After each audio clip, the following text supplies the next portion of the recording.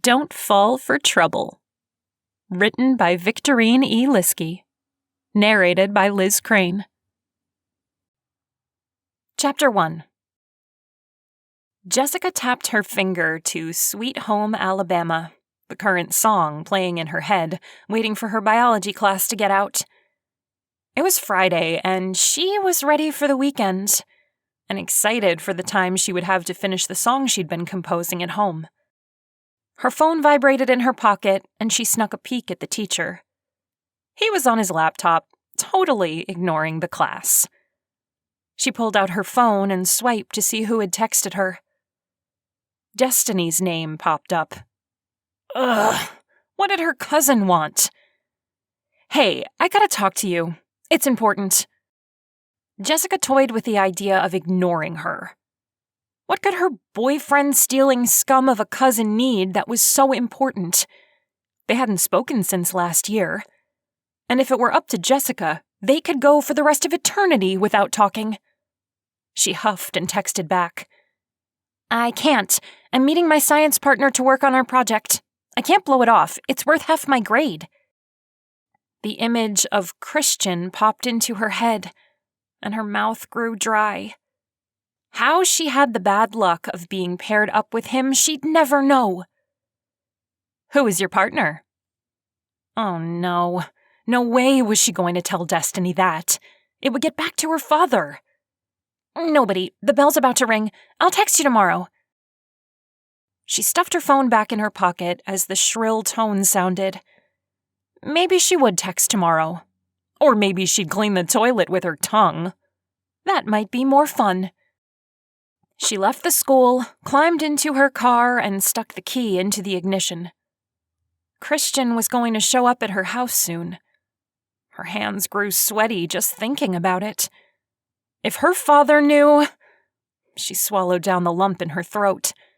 Not going to think about that. Her father wouldn't find out. He was at work until late tonight. Her mother was out of town on tour. No one would know she invited the school delinquent over. She pulled out of the school parking lot. All she and Christian had to do was think of a science project.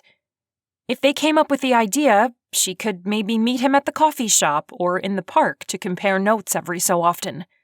She didn't have to spend a lot of time with him. Right? Her pulse jumped as she saw his motorcycle parked in her driveway. Crud! He was early. She wasn't prepared. She pulled up beside his bike, craning to see if he was standing on her front steps. She couldn't tell. The shadows concealed him. She cut her engine and grabbed her backpack from the passenger seat. A knock on her window made her jump. Christian stood outside her driver's side door. He wore his leather jacket and a metal band t-shirt. Jessica swallowed and yanked on the handle. He stepped back to let her step out of her car. She shut the door. Hey, I thought you'd take a while to get here. He hooked his thumbs in his jean pockets. Why'd you think that? I don't know. Wishful thinking? Gah, she was so dumb. Why was she so jumpy around him? He was just a kid from school. Maybe the rumors weren't true. Maybe he wasn't dangerous. The word replayed in her mind as he took a step closer to her. He almost looked like he was holding back a smile. Almost. He reached out and picked up a strand of her purple hair. His gaze traveled over her hair before snapping back to her eyes. Are you ready? Her heart pounded as she backed away from him. Her instincts told her to run from him, that he was only there to mess with her. But her intense desire to get into Juilliard took over, and she nodded. Yeah, let's go inside. We can talk about our project ideas. He gave her a subtle nod and followed her inside. As she walked through the entryway, Christian looked around. Man, someone here is a bit obsessed with music. Jessica was used to the motif, and she barely noticed all the paintings of musical instruments hanging on the walls. My mother is a singer. He raised one eyebrow. Famous? She shrugged. Sort of. Sings folk. She's kind of a name in that arena. She's on tour right now. What's her name? Veronica Sharp? I haven't heard of her. I'm not surprised. Only people obsessed with folk singers knew who she was. Jessica led him into the living room and pointed to the chair. Have a seat.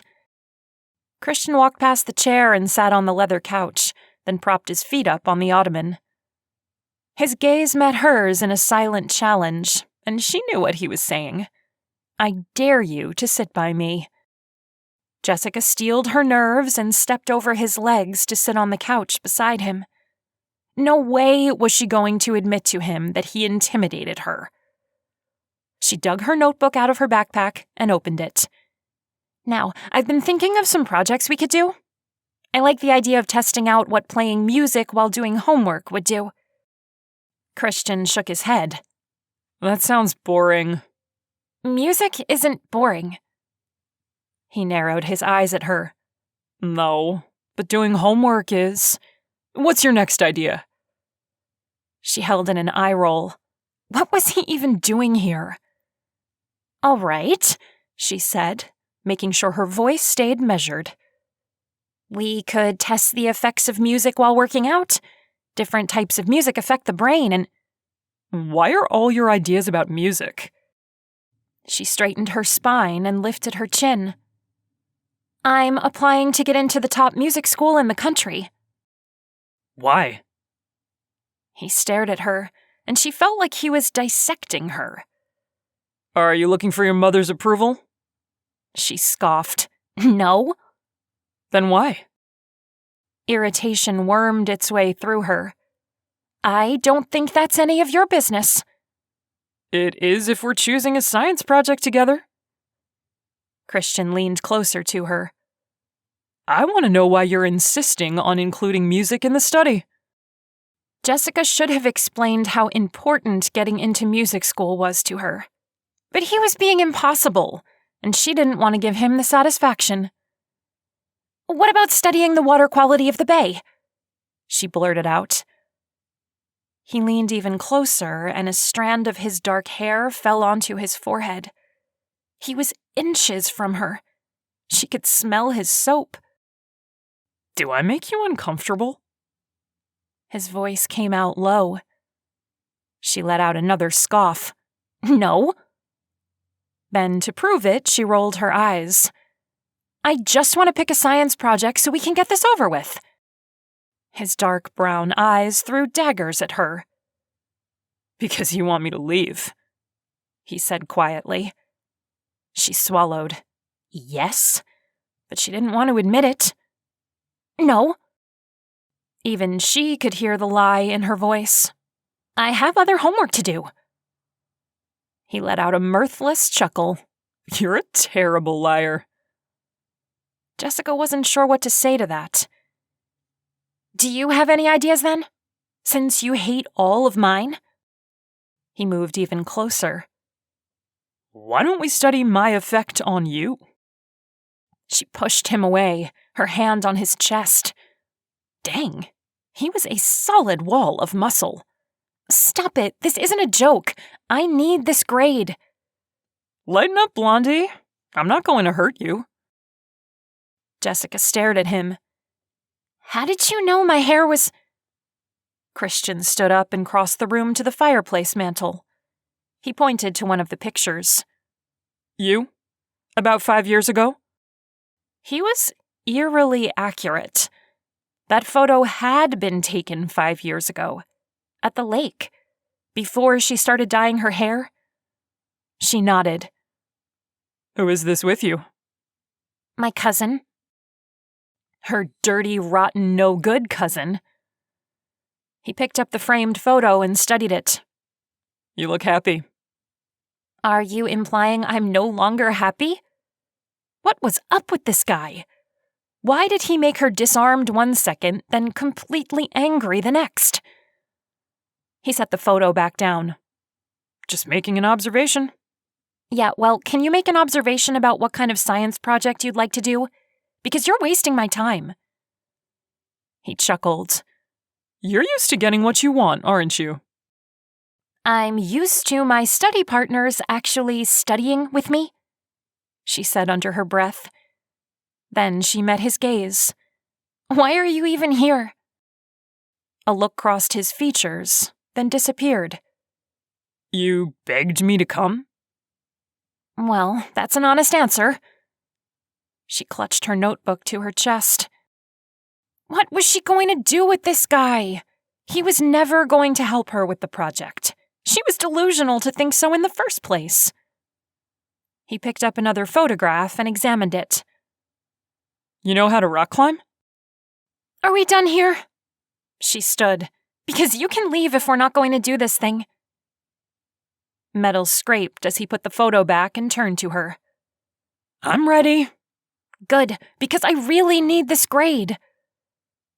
She eyed him, unsure if he was ready to talk science project or if he was messing with her again.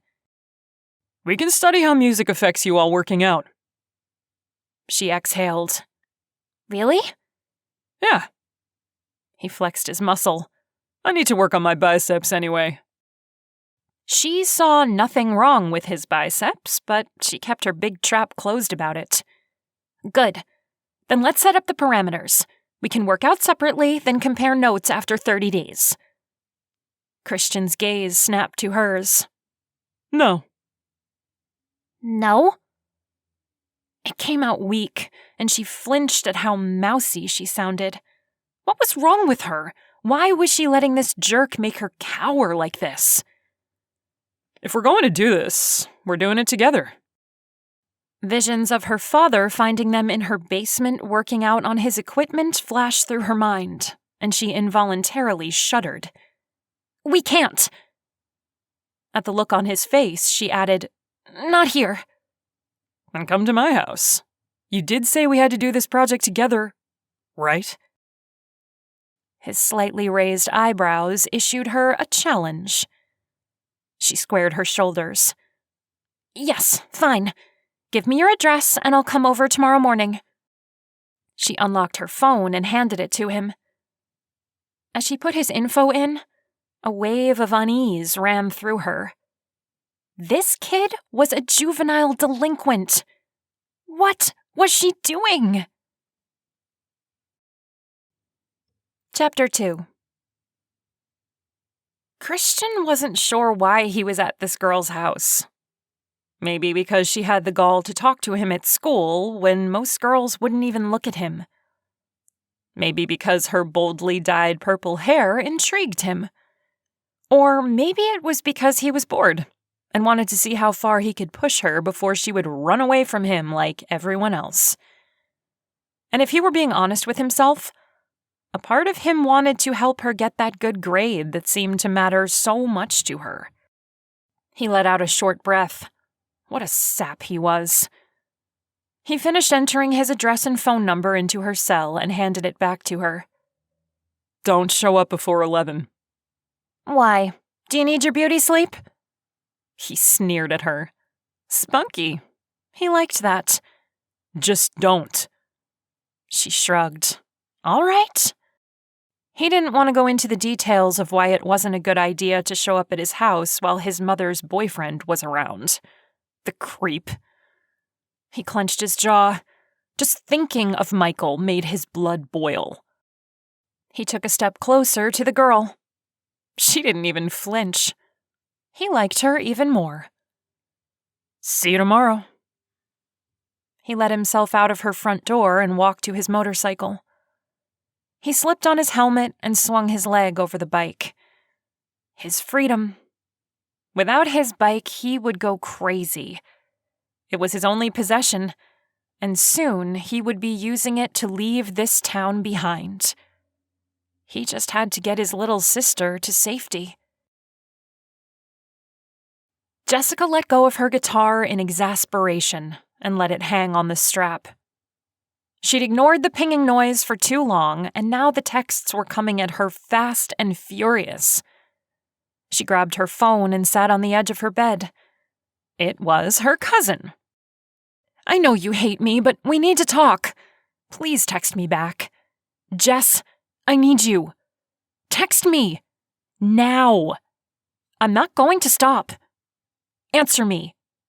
It's about Jack. Jessica let out a scream and punched in a response. I don't want to talk to you about Jack. He's your boyfriend now. You deal with it. Her answer came back quickly. I think he's cheating. She didn't mean to laugh, really. But it came out anyway. Was Destiny serious? She wanted to complain to Jessica about her cheating boyfriend, the boyfriend she stole from her. Of all the... She couldn't even think of a good word. Things her cousin could do. This took them all. She fired off 3 quick texts. Not my problem. There. Maybe Destiny would leave her alone now. She turned off the ringer and tossed her phone onto her nightstand. She couldn't care less about Jack and Destiny's issues. She needed to finish figuring out this song before it drove her insane. And then she had to sneak out and go to Christian's house. Jessica wondered what it would be like if her father were the one on tour all the time, and her mother was the one at home. Her mother once packed up the family and drove them all to Nashville because she needed to thaw her bones from the freezing Wisconsin winter. Her mother did what she wanted, when she wanted, and didn't care much about anything other than music. Her father, on the other hand, was a deputy county attorney and made her sign out in a notebook when she left the house to go anywhere other than school. If she didn't print where she was going and the time she was going to be back, he would lecture her for an hour when she got home. No one else's parent could beat him when it came to his lectures. Don't even ask about the whiteboard on wheels that would come out when he wanted to write down all his color-coded points. And she was sure he knew Christian. He knew all the kids who had been sent to juvie. If he found out she was spending any time with him outside of school, he'd be pulling out the whiteboard so fast her head would spin. Heaven help her if he pulled out the red marker. Jessica strummed a chord, trying to get back into her song. She'd been working on it for over a month. Some songs came to her quickly. A flash of inspiration she couldn't get down fast enough. Others, like this one, were a slow birth. She could almost hear the final version in her mind, but there were holes and she couldn't put it together. Her phone vibrated. Someone was calling. She sighed and swung her guitar strap over her head, laying the instrument on her bed as she picked up her phone. Her mother's face showed on the screen. Hey, Mom. Hi, sweetie. How are things? Her mother's breathy voice came through the line. Sounds of conversation over loud music filtered in the background. Just fine. I'm working on that song again. She ran a finger across the strings of her guitar, wishing she'd been able to finish it. Oh, really? That's nice. Hey, listen, I'm calling because my tour got extended. I won't be home in 2 weeks like we'd thought. Jessica swallowed, her throat closing on her. You're going to miss my birthday? I'm sorry, sweetie. I know you're looking forward to it. It couldn't be helped, but I'll be home in 8 weeks. We can celebrate then. She dug her fingernails into the palms of her hands and blinked back the moisture. She would not cry. That's not until Thanksgiving. After, actually. I'll be home the beginning of December, but it will be perfect because we can go Christmas shopping together. December. Her mother would miss her birthday month altogether. She sucked in a breath, then nodded, even though her mother couldn't see it. Okay. I know you're disappointed. I'm sorry, honey, but when I come home, we'll party. Just the 2 of us. It will be epic. No one uses that word anymore, Mom. Then it will be happening, or whatever it is you kids say these days. Nice try. I love you, sweet bear. She blinked at the nickname her mother had been calling her since she was tiny. I love you too. The click of the phone told her the call had ended. Jessica stared at the screen. When was the last time her mother had been home for her birthday? She'd promised this year she'd be here. Promises must not mean much when you can add more gigs to the end of your tour. She tossed the phone on her bed and picked up her guitar. She'd finish the song before her mother called again, and then she'd play it for her. Determined, she fingered the chords. She worked on the song for another hour before it was time to put on her workout clothes and leave for Christian's house. She pulled her hair up into a ponytail, securing it with a rubber band. Her gym bag was in the bottom of her closet, and she dug it out and packed her notebook, a wireless speaker, and a workout towel. On the way to the garage, she stopped in the kitchen and opened the notebook her father used to keep track of where she was. She wrote Trudy's name and phone number, stating they were going jogging together. That would work until the temperatures dipped too low. Then she'd have to think of a different excuse. After she climbed into her car, she texted Trudy. "I'm using you as an alibi. We're going jogging together." "Ooh, sounds interesting. What are you really doing?" "Working on my science project with Christian." "Why does that need an alibi?" Jessica snorted. "Because my father would kill me if he knew I was alone with the kid from juvie." "Ah, got it. No problem. I'm getting my jogging outfit on as we speak." "Thanks. You're the best." She threw her car into reverse and backed out of the driveway. Sudden nerves hit her stomach as she drove to the address Christian had given her. Was it a premonition? Would she look back on the feelings as a warning bell sounding? She shook off her foreboding thoughts, focusing instead on her grade. If anything happened, it would be her teacher's fault for pairing the two of them up. She slowed her car as the houses got smaller and closer together. When she found his house number, she pulled up behind his motorcycle parked on the street and cut her engine. The house had a fresh coat of white paint, and the yard was well kept. It helped ease her worries as she walked toward the front door. What had she thought? He'd pull her into some rundown shack and handcuff her? She laughed to herself for being so paranoid and pressed the bell. The door swung open and a young girl stared up at her with large brown eyes. She looked like she was maybe 4 years old, with long, dark hair. "Well, hello there," Jessica said. "Is Christian here?" The little girl nodded, her expression solemn. "He's here." Jessica smiled and waited for the girl to go get him, but she didn't move. "Can you tell him I'm here?" she finally said. The girl once again nodded, then disappeared into the house. A second later, she heard the girl yell, "Christian! Someone's at the door!" Christian appeared, and she knew she was in trouble. He wore jeans and a black sleeveless shirt, which revealed how muscular his arms were. He had a black tattoo of a flock of birds circling his left arm.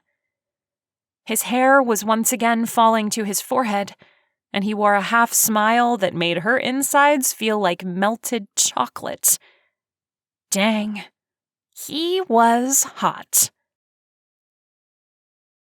Christian stared at Jessica standing on his front steps. She looked like she was going on a run, with her spandex and tennis shoes. Her hair was pulled back, which he liked. He could see her blue eyes. She clutched a duffel bag and was shifting her weight like she wasn't sure she wanted to be there. He opened the door for her, and she stepped inside. "Molly, this is Jessica." He pointed to his sister peeking out from behind a chair. "This is my sister Molly." "Nice to meet you, Molly." Jessica smiled. "I made a macaroni necklace at school yesterday." "You did? That's pretty cool." "Want to see it?" "Sure." Molly ran off. Christian pointed to her bag. "What's in there?" "My stuff." He felt awkward just standing there. Her gaze kept dipping to the tattoo on his arm, and he wondered if he should have worn a long-sleeve shirt instead. Molly came back into the room holding the macaroni necklace out. Jessica crouched down to see it. "This looks awesome!" "You can have it." Her eyebrows raised. "Me? Don't you want to give it to someone you love? Like your mom?" "Mom's at work. I think you should have it." His sister handed the necklace to Jessica. She slipped it on over her head, then patted the macaroni. "It fits perfectly." Molly giggled. Christian ruffled her hair. All right, Munchie, run off and play. Jessica and I need to work on our science project. She looked up at him. "I want to do airplane mode." Of course she'd want that. How embarrassing. He shook his head. Maybe later. "Please?" Molly ran to him, her arms outstretched, and he couldn't refuse. He picked her up and flew her through the air, complete with airplane noises. She giggled when he swooped her around. He couldn't help but laugh at the delight on her face. Then he set her down. "Again!" Nope, I really have to get to work now. She pouted for a second, then ran off to her room. Christian glanced at Jessica, who was looking at him with a surprised smile. What? "Nothing." She shrugged and her gaze dipped to the carpet. "It's just funny to see you like that." Like what? A tough guy reduced to jelly by a preschooler. Her eyes held a smile. He took a step closer to her. You think I'm tough, huh? She snorted. "So where's your equipment?" In the basement. Follow me." He led her through their small kitchen to the stairs leading down. Their basement was finished in the 80s, so it had wood paneling everywhere. But the workout room was large and full of Michael's high-end equipment. He motioned toward the machines. Where do you want to start? She sat down on the carpet and unzipped her bag. "Let's record some numbers to start with. Then we have something to compare to. We need to know how much you can lift, for example, while no music is playing to see if there's any change." All right, let's do this. He'd spent the last 3 years using Michael's own equipment to get strong enough to stand up to his blows. He knew exactly how much he could lift. He laid back on the bench press. You can count for me, Blondie. "You can count for yourself and stop calling me Blondie. I have a name." She glared at him. Sorry, sweet cheeks. Her glare deepened and her face turned red. "Don't push me." Christian rather enjoyed pushing her, but he shrugged and gave her a disinterested look. Whatever. They took turns lifting weights, cycling, rowing, and working muscles on the machines, Jessica writing down every detail. He did notice her look of appraisal as she wrote down his stats. He wasn't ashamed to admit he could bench press 200 pounds. Jessica pulled out a towel from her duffel bag and wiped at her neck. She eyed his tattoo. "I don't remember you in grade school." I didn't live here in grade school. "When did you move to Rockford?" When I was 12. She nodded. "Where did you live before?" New York. "City?" Why was she so interested? He shook his head. Upstate. Small town. You've probably never heard of it. "Oh." She patted her face with her towel. "Do you like it here?" He hated it. No. She didn't say anything in response, just shoved her towel back into her bag. She crossed the room and sat down on the lat pull-down, grabbing the bar, but it was too heavy for her. "Will you lighten that for me?" He stopped doing his leg curls and hopped off his machine. Sure. He pulled the pin out and stuck it in a few bars up. Might still be too heavy for her, but he wanted to see what she could do. He stepped closer to her. What? I was just wondering why you're always missing school. He hadn't expected that. You're bold. I don't like playing games. He leaned on the steel bar, holding the pulley, and bent down until he could feel her breath on his face. It smelled fruity, and he had an instant urge to draw even closer. He didn't, though. He just stared into her blue eyes. She swallowed, and her grip tightened on the bar.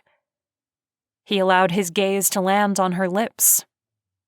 Sometimes games can be fun. She let out a tiny gasp, her lips parting. He smirked and stood back. He affected her. Good. He walked to the dumbbells. Let's just say high school isn't my biggest concern right now. What is your biggest concern? Getting Molly away from Michael. But he couldn't say that out loud. He'd learned his lesson. Don't accuse a cop of something. No one believes you. What's yours? Getting into that music school? So what if it is? She lifted her chin a fraction of an inch and pulled down on the bar. Her muscles strained, but she managed to do it. She was determined. He'd give that to her. He liked how she wasn't giving up, even though it was hard on her. Maybe he just liked her. He turned and picked up a dumbbell. He didn't need a girl distracting him. He was leaving soon. He had to keep his head in the game. He had more important things to worry about. Chapter 3. Jessica's heart pounded, and it wasn't from the workout. Christian was charismatic, mysterious, sexy, and she wanted to know more about him. He was 18. What could be more important than high school? But the way he talked about it, she believed him. Something was up with him, and she was going to figure out what it was. It was clear he didn't want to talk about it, but maybe she could do some digging. Find out more about him. After they got done working out on all the machines, and she had all their data entered into her notebook, she left his house. She drove home and took a shower to wash off the sweat. After her shower, she sat at her desk and flipped open her laptop. She would start with what got him into juvie. The rumors at school were unreliable, she knew that. But maybe she could search the newspaper articles online and find out. She opened the local paper's website and typed in his name. Only one article came up, and her blood froze at the headline. Local police officer attacked by teen, rushed to hospital. Christian's picture showed, his name in the small print underneath. With her heart lodged in her throat, she continued to read. Officer Michael Connor was taken by ambulance Thursday to Rockford Memorial after teen Christian Black brutally assaulted the 6-year veteran of the force. Deputy County Attorney Justin Sharp commented on the case, said, The article cut off. With her mouth full of cotton, she clicked on the button that said, Read More, but the website wanted her to subscribe to see it. She slapped her desk with her hand and blew out a frustrated breath. Christian had beat up a cop? That was terrible! And her father was quoted in the article. This was so not good. If he found out where she'd been this morning, where she was going tomorrow morning, she didn't even want to think about the consequences. And what about the consequences of being near Christian? Her mind snapped to the image of him curling the weights, his muscles bulging. If he could put a police officer in the hospital, what could he do to her? She swallowed, but the lump in her throat didn't decrease in size. If anything, it grew and made it even harder to breathe. Her phone alerted her of a text message, and she picked it up. Christian's name appeared. You sore from the workout? She stared at the message. It seemed innocent enough. But her fingers shook as she tried to decide if she wanted to text him back. He wasn't just some kid from school.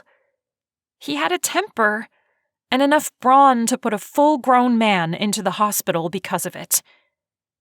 She didn't want to respond, but his face flashed into her mind, and she had a hard time leaving him hanging. He didn't seem that bad when she was with him in person. She debated, then finally, she sent a quick message. "I'm fine." 3 dots appeared, and even though she knew he was a guy she should stay away from, she couldn't help but stare at her phone and wait for him to text back. "What are you doing tonight?" Her nerves jumped. She wasn't doing anything, but she didn't want to tell him that. "Why are you asking?" "I don't know. Just curious." "I have a date." She pressed send, then slapped her forehead with her hand. Why was she lying to him? Why was she even answering his texts? This was stupid. "With who?" Busted. She couldn't lie and make up a name. He'd know she was lying. Instead, she played it off as a joke. "Ben & Jerry's." "Funny. So you're staying home alone?" "I'm actually trying to finish a song." Not a lie. "Boring." She snorted. Why was she continuing this conversation? He knew nothing about her. But she couldn't leave it alone. "No, not boring. It's important to me." "Oh, sorry. I didn't mean to make fun of you." Jessica was taken aback. She hadn't expected him to react that way. He was the kind of kid who didn't care about anyone. Why would he apologize? "It's okay. I'm not easily offended." "Yeah, you're kind of sassy. I like that." She bit her lip. Why did that please her? He was trouble wrapped up in heartache and solid muscle. She should not feel guilty that he said he liked her sass. But yet, she couldn't help herself. "And you're a flirt." She waited to see what he would say back to her, but nothing came. The seconds ticked by. Finally, her phone buzzed with a new text. "Come out with me tonight." Her pulse jumped. He wanted to see her tonight, as in, a date? Why did that make her insides all fluttery? She couldn't date Christian. He was not a nice guy. He was most likely going to end up in jail by age 20. Her fingers hovered over the keys when another message came in. This time, it was from her father. "I'm working on a case, and it looks like I'll be here until late. Are you okay being on your own for dinner?" Great. Her father wasn't going to be home, and here she was, trying to figure out a nice way to tell Christian she didn't want to go out with him. She answered her dad. "Sure, I'll be fine." Then she switched back to Christian. His invitation made her hands sweaty. She didn't want to say no, which was insane. She couldn't date him. Not unless she wanted to be grounded forever if her father found out, and a possible head injury from dating a guy with a temper. She quickly texted back before she lost her nerve. "No, thank you." She waited for a snappy comeback, but nothing came. She took a few minutes to check her social media accounts, and he still hadn't answered back 10 minutes later. Maybe that was it. Maybe he was done bugging her. She set her phone down on her desk and sighed. This was what she wanted. So why did she feel disappointed? Jessica had a hard time falling asleep. It felt like hours of lying there, her brain working overtime. When she finally drifted off to sleep, it was 4 a.m. At the sound of her alarm, she woke with a throbbing headache. Just what she needed.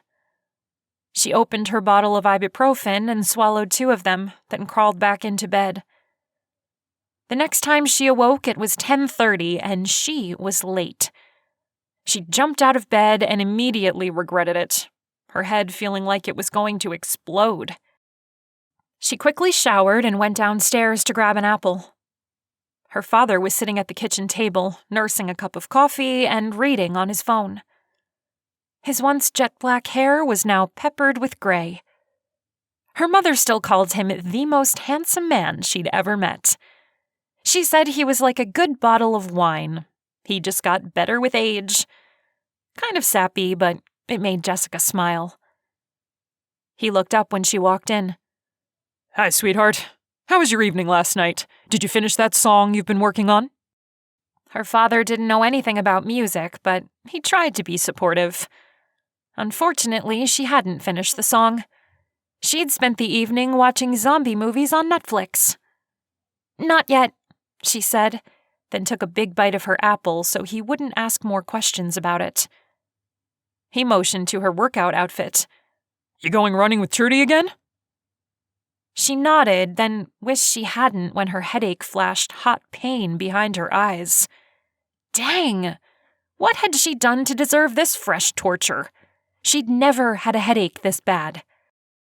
Her father raised his mug. Have fun. He took a sip and went back to his phone. Thanks. She took another bite of her apple.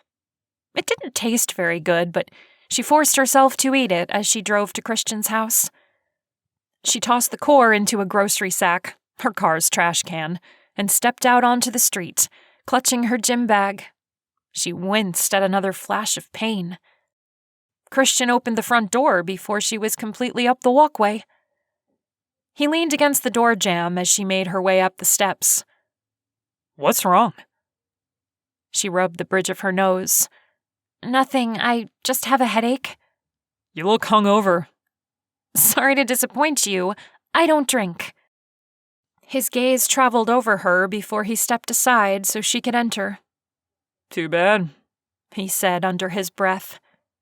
She ignored him. She wasn't in the mood to spar. All she wanted was to crawl into a hole and die. He headed toward the stairs, and she followed him. When they got to the basement, he turned to her. How bad is this headache? You look terrible. Yeah, because she felt terrible. She sat down on the carpet and put her head in her hands. It's the worst headache I've ever had. Do you get migraines? I never have before. Did you see flashing lights before the headache? I didn't see anything. I woke up with the headache. He reached over and flipped the lights off. Does that feel better? The room wasn't completely dark. Light still filtered down the stairs, but surprisingly, her head did feel a tiny bit better. Yeah, actually. He knelt on the floor beside her. Do you feel sick to your stomach? The apple wasn't sitting too well. Yeah? I think it's a migraine. My mom used to get them. They can be killer. Have you taken anything? Just 2 ibuprofen. When? 7 this morning. All right, stay here. I'll go get you something. He ran up the stairs, and Jessica closed her eyes. It seemed like he was only gone a second before he was back, pressing a cold glass of water into her hands. Take these, he said, shaking out 2 pills from a bottle. She froze. Christian was giving her drugs? She was in pain, but she wasn't that desperate. She tried to push them away, but he gently guided them back to her. It's just Excedrin. See? He held up a small white bottle. She squinted. He was right. Excedrin migraine. That should be okay to take, right? She took the pills and chased them down with water. You should lie down. Come with me. No, I'm fine, she said, but her mouth felt like it was full of marbles and it came out all mumbled. He lifted her off the floor like she weighed nothing and carried her through a door. She hadn't been in this part of the basement before. It was dark and cool in the room. She should have been worried. He could do anything to her. But for some reason, she trusted him. He laid her down on someone's bed. She snuggled into the pillow and realized it smelled like Christian. This was his room. Before she could protest, he pulled a blanket over her shoulders and tucked it around her. Try to relax. And then he was gone, and she was alone. She took in a deep breath and let it out. The cool, dark room felt good on her head, and his bed was comfortable. She drifted off to sleep. Chapter 4. Christian sat on the bench press, mindlessly playing a game on his phone. Jessica had been asleep for 2 hours. What if he'd done the wrong thing? What if it wasn't a migraine? Should he have taken her to the hospital? She'd look like she wanted to die. What if she were having an aneurysm or something? He stood and took a step toward his bedroom door. Maybe he should check on her. He hesitated, then turned and sat back down. No, she could freak out if she woke up in his bed with him hovering over her. That was the last thing he needed, to be falsely accused of some kind of assault. A few minutes later, his bedroom door opened and Jessica peeked out. What time is it?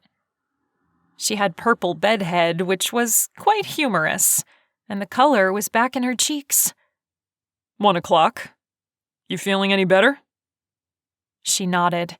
Yeah, a lot. Relief coursed through him, and he stood. Good. You scared me. She hugged herself. Can I have another glass of water? Of course. He ran upstairs and pulled another glass from the cupboard. Molly entered the kitchen, her Moana doll tucked under her arm. What are you doing? Getting water for Jessica. Remember I told you she had a headache? Molly nodded. Is she better? Yes. Molly's face lit up. Can I go talk to her now? Sure. Molly ran down the stairs before he had a chance to add ice to the glass. He smiled and shook his head. Hopefully, Jessica was feeling well enough to handle a precocious 4-year-old. He turned on the faucet and let the water run into the glass. Then he headed down. Molly was sitting on Jessica's lap on the rowing machine when he entered the room. Molly had Jessica's face in her hands. And if I practice all my letters at home, I can get a lollipop from the prize jar. Jessica smiled. Really? Yes, and they have my favorite in there, root beer. That's always the best one. Christian handed Jessica the glass of water. Let her breathe, Munchie. Molly exhaled and folded her arms. I am! He held back a smile. Molly was so dramatic. It always made him laugh. Jessica drained the glass and handed it back to him. Thanks. A growling noise came from her stomach. He raised an eyebrow. Do you want something to eat? She blushed. I am hungry. Let's go find you something. I already fed Munchie here while you were sleeping. Molly jumped down. But I want more food too. He rolled his eyes at her. You always say that. I do not. She ran up the stairs. I want a popsicle. That's not food. He called up the stairs. Her giggles echoed through the house. He turned back to Jessica. Come on, let's go get her before she raids the freezer and finds the ice cream bars. Jessica's expression was difficult to read, though she smiled and whatever apprehension he saw vanished. Okay. After she was seated at the small kitchen table, he pulled out the sandwich bread. We have ham or turkey? He eyed her. Or would you rather eat a salad? She stared at him. I usually eat salad for lunch. How did you know? He shrugged and turned back to the fridge. You tend to notice the girl with the ever-changing hair color? He dug out his mother's bag of fresh spinach, the cherry tomatoes, and the salad dressing she liked. After he put it together in a bowl, he handed it to Jessica with a fork. Her blue eyes held something behind them. Something he couldn't read, but he itched to know. "What are you thinking?" he asked. She stabbed at the spinach and dropped her gaze. "You're just different." "Different than what?" She shrugged, but didn't answer. "Why do you call your sister Munchie?" He laughed. "Just an old nickname. She's always snacking on something." Jessica's phone made a noise and she looked at the screen. Her face paled. "What is it?" "My father, he wants to know where I am." Christian grabbed a chair, flipped it around, and sat with his arms resting on the back. "Why is that a problem?" She texted her father back, then swallowed and raised her gaze. "My father is Justin Sharp, the deputy county attorney." The name sent a stabbing pain through his gut, and he clenched his jaw. Sharp. He should have made the connection. He'd never forget that man. The one who sent him to juvenile detention. The one who wouldn't listen to him about the danger Molly was in, living in this house with that monster. He struggled to gain his composure as the memories surfaced. Memories he buried on purpose. Jessica stared at his hands, and he realized he was gripping the chair so tightly, small rips were forming in the vinyl. He relaxed his grip. She cleared her throat. "I told him I was jogging with a friend." She'd lied to her father. Of course. Because she probably knew all about what had happened. No wonder she'd shot him down last night when he asked her out. She didn't want anything to do with him. His back and neck grew hot, and he hopped up from the chair. "Right. We should get going on our project so I can get back home. I told him my friend and I got to talking and hadn't done our running yet. He's bought it for now, but he will get suspicious if I don't get home soon." He stared at her. "You still want to exercise? I don't think that's wise after a migraine." She slowly nodded. "All right, you exercise then. I'll record your stats." "Bring your salad down. You can eat while I get started." She nodded and followed him down, her bowl in hand. He sat on the bench press. "Are we playing music today?" "Yeah." She pulled her speaker out of her gym bag. A second later, she pulled out her phone and swiped her finger on the screen. Violins played, and she turned up the volume. He made a face. "What's that?" He pointed to her phone. "I thought I would be working out to rock music." "We'll get to the rock. We're starting with classical." The music reminded him of old, stuffy people. "Why can't we start with the rock?" Her eyes flashed at him. "Why do you have to be so difficult?" "I was born difficult, Blondie." He hadn't meant to say the nickname he'd bestowed on her. It just slipped out. She made a face, but then she picked up her phone, and soon, "Carry On, Wayward Son" came through the speaker. He hadn't expected her to change it to classic rock. She was always doing the opposite of what he thought she'd do. "Much better," he said, laying down and grabbing the bar. She ate her salad while he lifted weights and counted sets. When she was done eating, she sat beside him and kept track of all his numbers, writing everything down. As he worked out, one thing kept plaguing his mind. Why was Jessica even around him if she knew what had happened? Why wasn't she afraid of him, like everyone else? After he finished his last set, Jessica picked up the notebook to record the stats. He could feel a trickle of sweat run down his back. He stood up and crossed the room to get his workout towel. "How many more of these do we need before we can compile the data?" She looked at the numbers. "We should try to get at least 10 workouts each." "Each? Like each genre of music?" "Yes, and don't forget the 10 without music." This girl was crazy.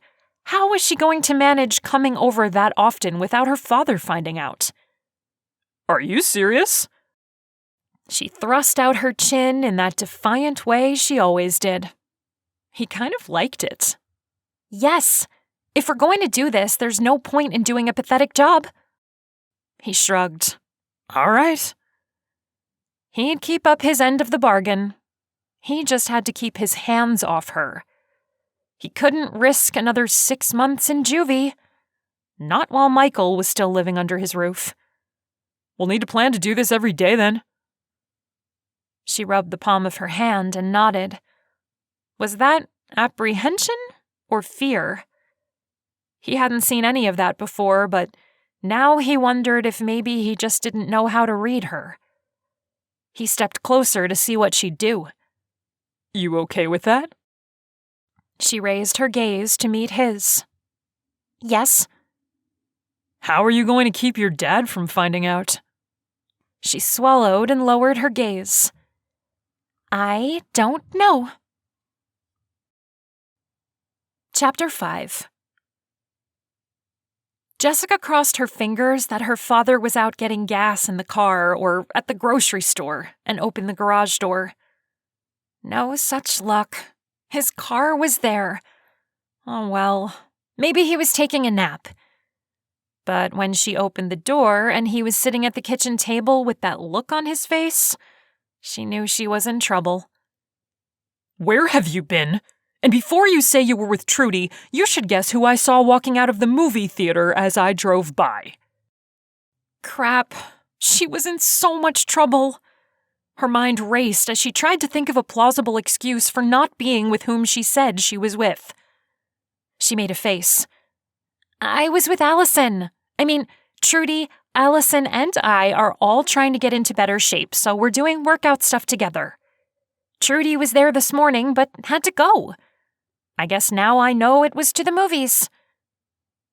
She could feel the weight of her father's stare on her as sweat beaded up on her forehead. She held her breath until he slowly nodded. Okay. He believed her? She ran a nervous hand over her hair and tried not to look too excited. We're going to be working out after school until we feel like we're in better shape. She was on a roll. Might as well go for the gold. Just be sure to answer your phone if I call. She smiled at him. Of course, Dad.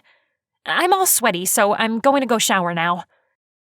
She lamely pointed in the direction of the stairs, hoping he didn't notice the total lack of sweat on her clothes. Go ahead. She ducked out of the kitchen and practically ran up to her bedroom. She'd done it.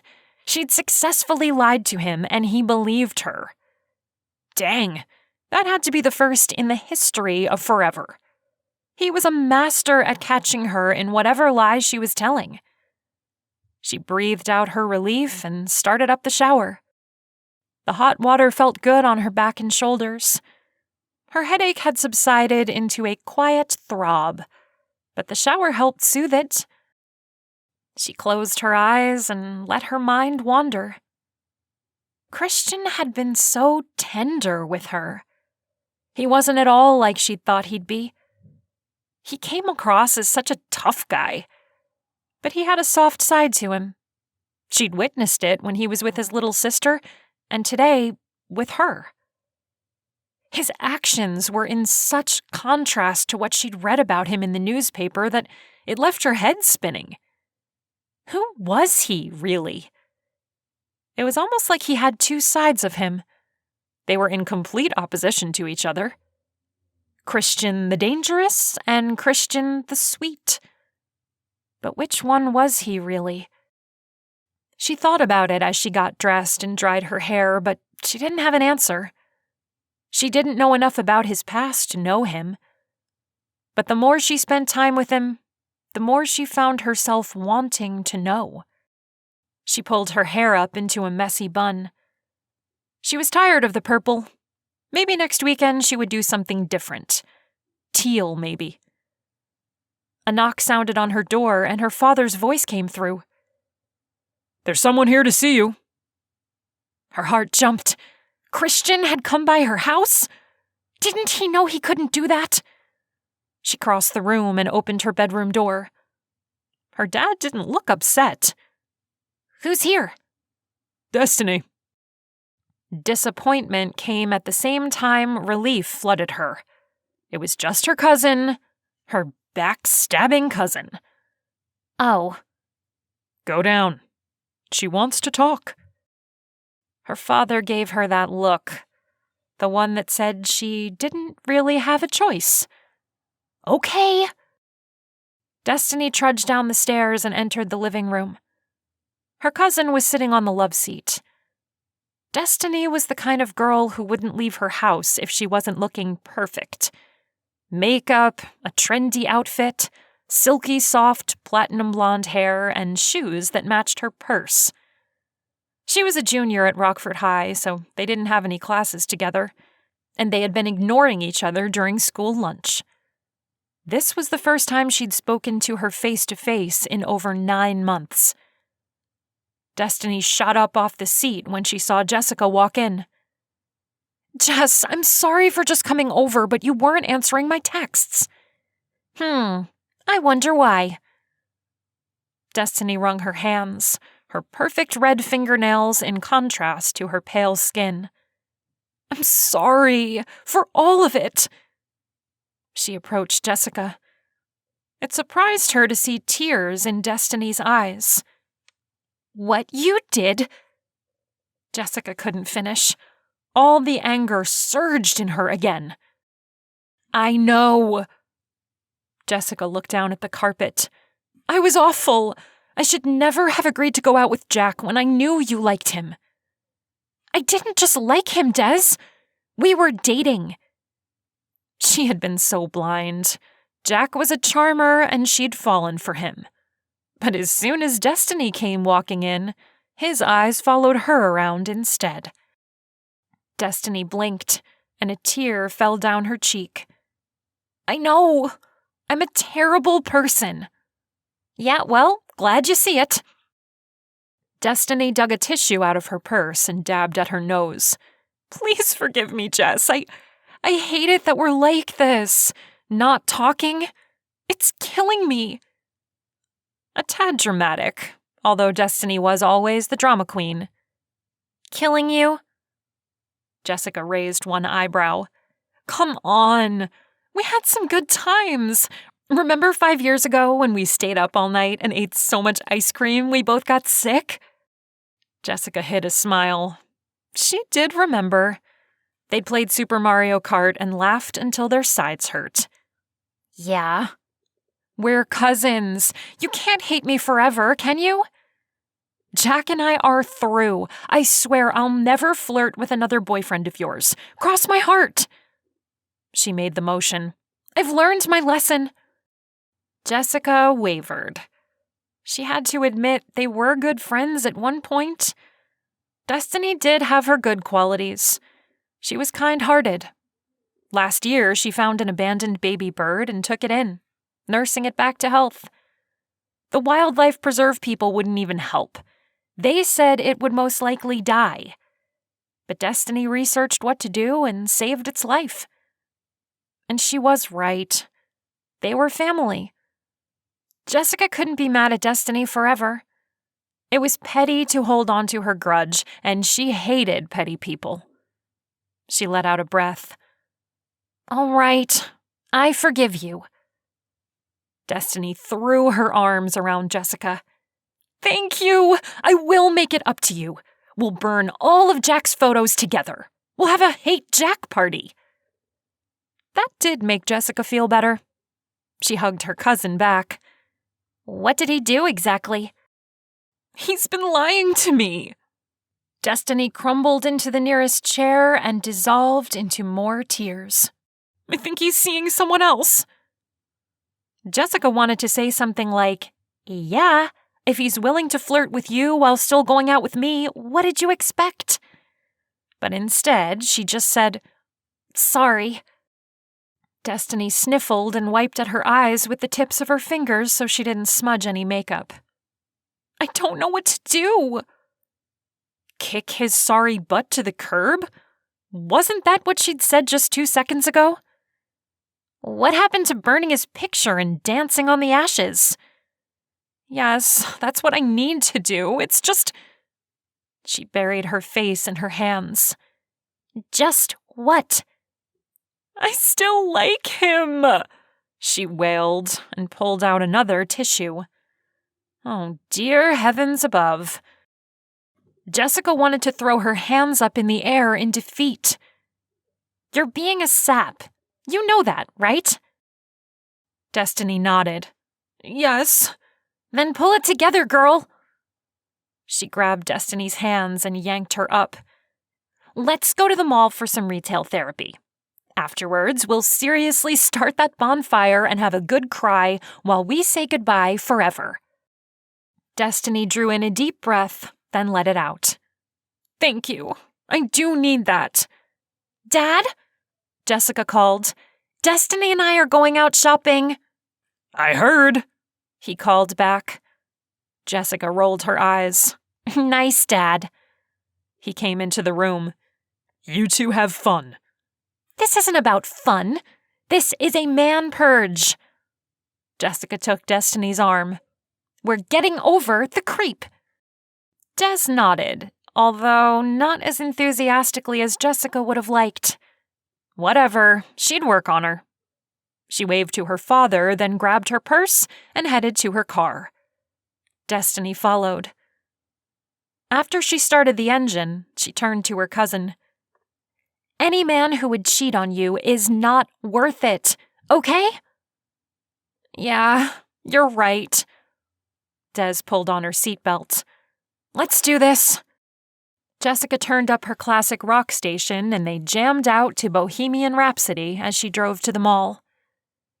The dinner crowd was starting to surge and parking was hard to find. She had to park in back where the streetlight was busted. At least the mall was well lit, and the sun hadn't yet set. They climbed out of the car and walked to the entrance. Want to eat first or shop first? Jessica asked. Eat. I'm starved. Our usual? Destiny smiled, and for the first time, it felt like old times between them. Yeah. They got in line at Chipotle. Jessica loved their rice bowls, and Destiny always got the burrito. Jessica ordered a water with her bowl. Your dad says you've been working out. Destiny grabbed her tray and snagged a seat. What's up with that? You're like pencil thin. Jessica joined her on the opposite side of the table. Science project. Oh, right. Who are you paired up with again? He's a senior. You don't know him. A frown indicated Destiny wasn't satisfied. I know a ton of seniors. What's his name? Nope, not going there. Even if they were friends again, there was no way she would risk the possibility of her father finding out. But she also knew Destiny would bug her until she folded. His name? She tried to think of someone. Anyone. Her gaze landed on the restroom sign. John. John who? John Johnson. Yeah, I don't know who that is. Des waved her hand and dismissed it. Told you. Jessica shoved a big bite of rice and beans in her mouth. Maybe Des wouldn't ask any more questions. After she swallowed, she said, Who do you have for algebra? Destiny didn't answer. She was staring at something, her eyes wide. Jessica turned around to see what caught Destiny's attention. Jack was walking toward them. Chapter 6.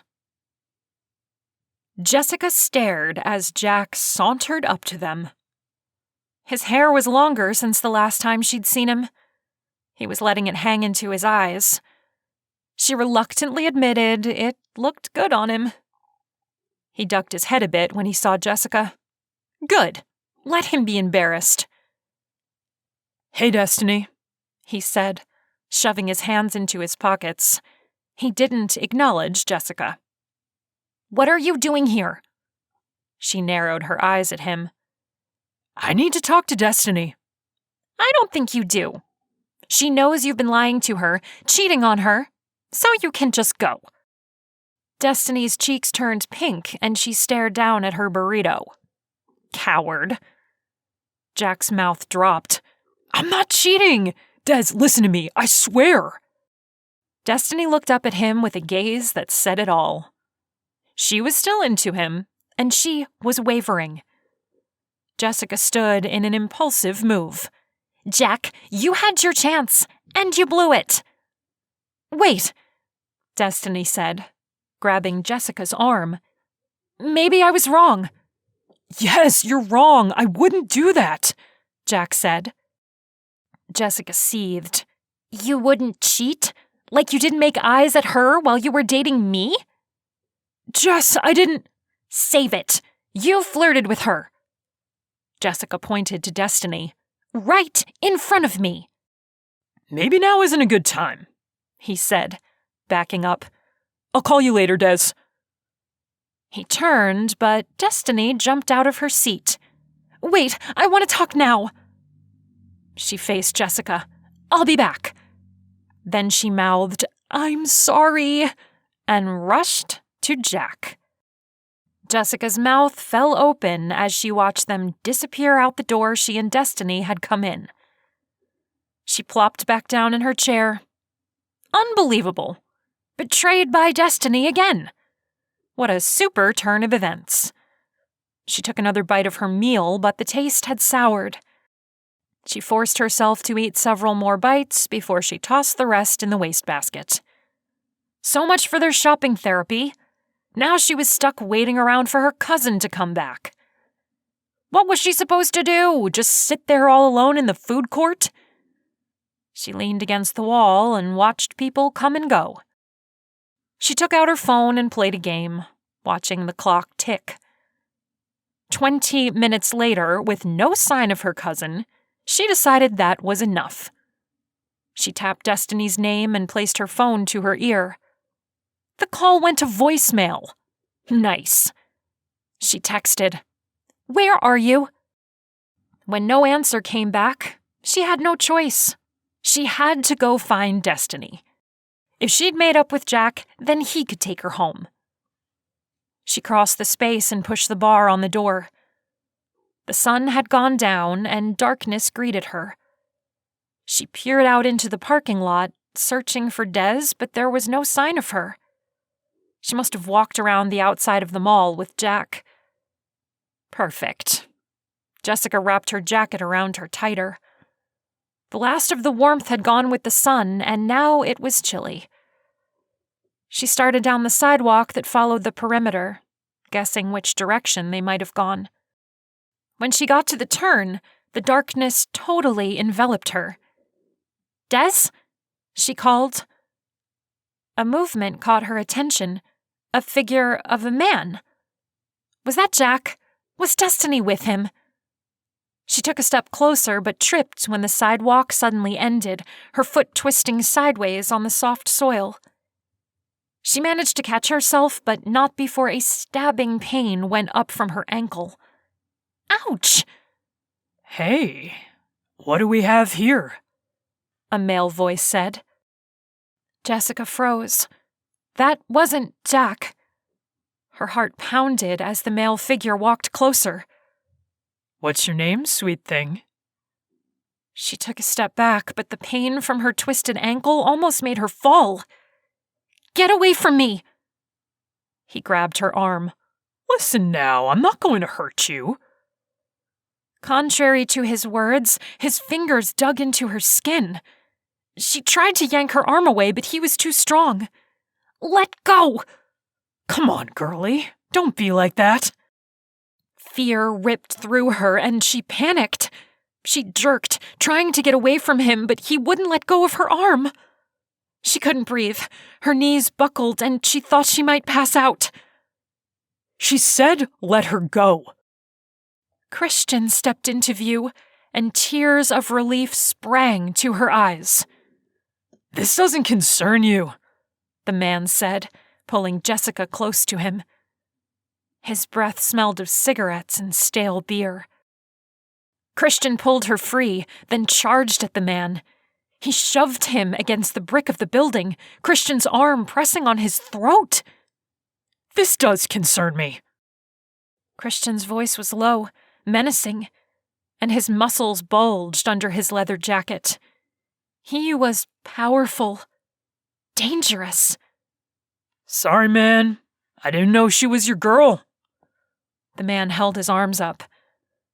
Christian stepped back but kept his fists up, ready to fight if he was challenged. "I suggest you walk away." Okay, take it easy." The man waved his hands. "Don't hit me." He stumbled back and disappeared into the darkness. Christian turned to Jessica and she flung her arms around him, her body shaking. She couldn't stop the tears from coming. He wrapped his strong arms around her and pulled her close. He was warm, and she melted into him.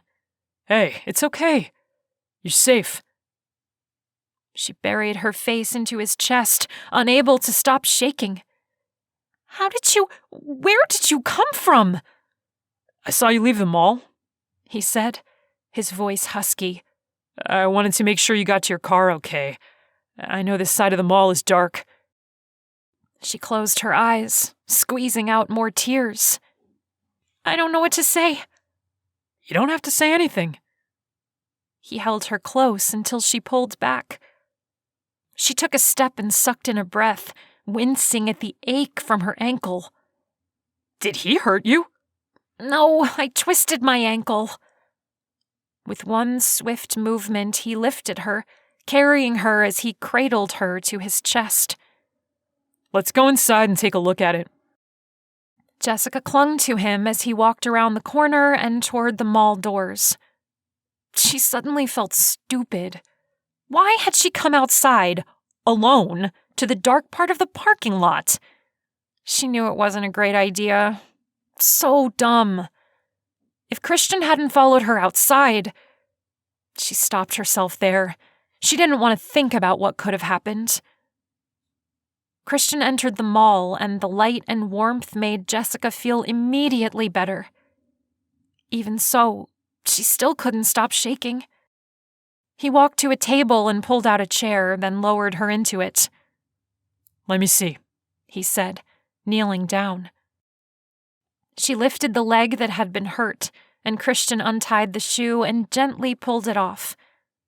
Then he pulled down her sock and tenderly probed her ankle. "Does this hurt?" "Not so much," she said, surprised. She moved her foot in a circular motion. It hurt, but not badly. "It's feeling better." "Doesn't look broken. You probably just wrenched it." Now she felt even more stupid. She wiped at her face. "Thank you." He replaced her sock and slid her foot back into her shoe. As he tied it, she heard Destiny call out, "Jessica, where were you? We've been looking all over for you." Jack and Destiny walked up to her, and Jessica's heart stopped. Christian finished tying her shoe and stood up. Destiny raised her eyebrow. "What's going on here?" "Nothing," Jessica said quickly. "I just twisted my ankle and this kind person was helping to see if it was broken, but it's not." She let out a nervous laugh. "So, thank you. You can go now." The second her words left her lips, she was plagued with guilt. He'd just saved her, and this was how she treated him? But she clamped her lips together. Destiny couldn't figure out who he was. She'd get locked in her room forever.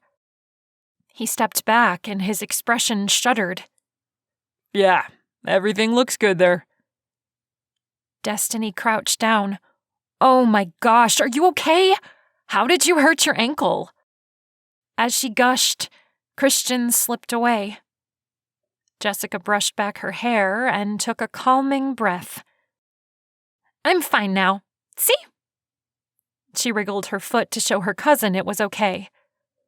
"Good, because Jack and I have some good news too." She stood and took his hand. "We're back together." "Oh, Yay! Jessica clenched her teeth to stop herself from saying anything else. If Destiny was stupid enough to take him back after he cheated, they deserved each other. Jessica stood, the weight on her ankle making it throb. At least the stabbing pain had subsided. It was all a misunderstanding. See, Jack was planning a surprise for my birthday, and Destiny gushed on about the mistake and how, in an effort to surprise her, Jack had kept secrets from her. But as she talked, Jack grew distracted. His gaze wandered to a group of girls standing in the Chinese food line. Jessica couldn't believe it. He was leering at those other girls while standing next to Destiny. The creep. She wanted to slap him upside the head, but refrained for Destiny's sake. Maybe she'd talk to her later about it. Destiny giggled and snuggled into Jack. Or maybe not. Some disasters you just couldn't avoid. Chapter 7. Christian slipped outside and shoved his fists in his jacket. Jessica was fine now, and she made it clear she didn't want him there anymore. She pretended they didn't even know each other. He swung his leg over his motorcycle. Whatever. What had he expected? That she would introduce him to her friends? He wasn't the kind of guy Jessica could be with. He knew that. He had no delusions about their relationship. He was a means to an end, and that was it. She needed a good grade, and he was the one who could help her get it. Period. It wasn't late, and he had no desire to go home, so he turned and headed toward the park. He sped up, the wind stinging his neck and fingers. He knew he liked Jessica more than he should. It was stupid of him, but he couldn't help it. He liked her spunk. He needed to forget about it, purge her from his mind. Tonight just proved that. He pulled into the parking area and shut off his engine. The park didn't close until midnight, but after dark, the number of people dwindled. He liked to walk through the gardens and look at the sculptures. It gave him time to think. His phone vibrated and he pulled it out of his pocket. He was surprised to see a text from Jessica. "Can I stop by? I need to talk to you." He replied, "I'm not home." "Where are you?" "Rockford Park."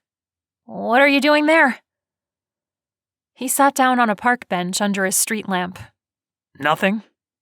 "Can I meet you there?" Christian stared at her text. What did she want? She'd made herself clear at the mall. She didn't want anything to do with him. He didn't owe her anything. And yet, he was curious to find out what she wanted. "All right.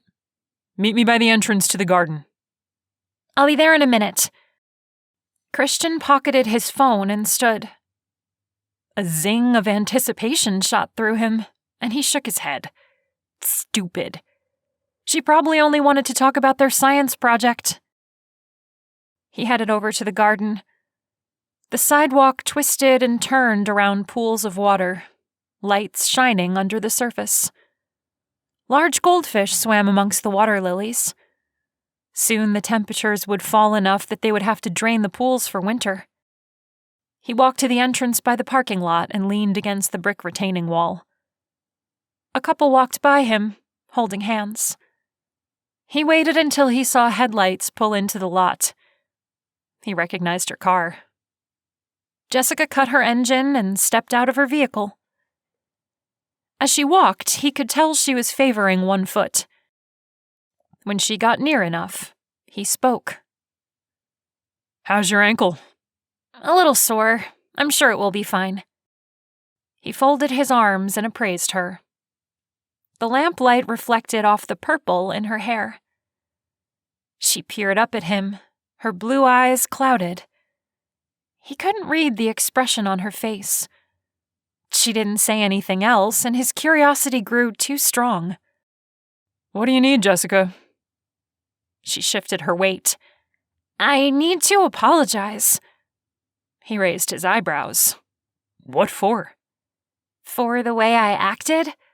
Like I didn't know you. I'm sorry, I just can't let my cousin know we've been seeing each other. Her cheeks flushed. Not that we're seeing each other in that way. Christian hid a smile. Why was this girl so intriguing to him? He shouldn't like her, but he couldn't help himself. He took a step closer to her. You don't need to apologize. Yes, I do. You were there for me, and I treated you so badly. I'm just worried about my father. He can't know. He can't find out. Christian took hold of her arm. Her skin was softer than he expected. She swallowed and stared up at him. Something passed between them. Something intangible, but it affected him. There's nothing going on between us. He said the words, but even as they came out, he knew they weren't true. I know, it's just... She looked away. You don't know my father. I do, actually. He knew her father better than he wanted to. He knew the stakes. Jessica raised her hand to her mouth. I'm sorry, I didn't mean that. I just meant he'd kill me if he found out I was here, with you. He could see the conflict in her eyes. The fear. Was she afraid of him? Or her father? He wanted to know. What are you doing here with me? He asked, his voice almost a whisper. She licked her lips and glanced toward the garden. Why are you here? You're avoiding my question. Her gaze returned to his. So are you? He let out a soft chuckle. I like to come here. To think. Isn't it creepy at night? He motioned. It's well lit. Come on. I'll show you. Jessica should have said no. She shouldn't have come to the park at all to see Christian. But something inside her wouldn't let go. She craved to know more about him, to unlock the mystery that was Christian. Why was he such a dichotomy? She nodded to him. All right. He put his hand on the small of her back as they walked down the garden path. His hand was warmer than she expected. It made her insides feel like jello. Christian was right. It was well lit in the garden area, and every once in a while another couple passed by them. She could see why he liked to come here. It was peaceful. They came to a water fountain lit with red, blue, and green lights. A stone bench sat across from it, and Christian motioned. Want to sit? She sat down, her thoughts in a jumble. She stared at the fountain and tried to think of how she could ask the question that plagued her. He sat beside her, a silence settling in between them. She drew in a breath, gathering her courage to speak. I want to ask you something, but I don't want you to get offended. His gaze landed on her, a knowing look on his face. I won't get offended. What happened before you got arrested? You mean why did I beat up Michael? The way he said it, like he had to spit out the name, made her tense. Yes? She rubbed the palm of her hand, not sure she wanted to hear his answer. He was going to hit Molly? That was the last thing she'd expected to hear. Her gaze snapped up to his. What? I was protecting my sister. She was confused. The police officer? Christian sighed and leaned forward, putting his elbows on his knees. Michael is my mother's boyfriend. And yes, he's a cop. A coldness spread through her stomach. He lives with you? Yeah. And he's abusive? Yes. That one word held an unimaginable weight. Her fingers trembled. Your mother didn't stop it? A bitter laugh escaped him. My mother is incapable of stopping him. But I was. And I went to juvie for it. You told them what happened, though, right? Yeah. My mother sided with Michael. She lied to cover up what he was doing, and she let them take me away. Jessica wanted to cry. She placed her hand on his. That's terrible. His thumb grazed her fingers, and the feeling that skimmed across her skin was indescribable. Her breath hitched. Did you get your answer? Yes, she got her answer. Christian wasn't a teenage delinquent. He was Molly's hero. She blinked and drew closer to him. Her fingers moved against his, the electricity between them growing. Is there more to the story? Probably. His dark eyes connected with her gaze. The bottom dropped out of her stomach. Are you going to tell me? Probably not. She was so entranced by his intense gaze that she didn't even care he was holding something back. There was an invisible cord pulling her closer to him, drawing her in.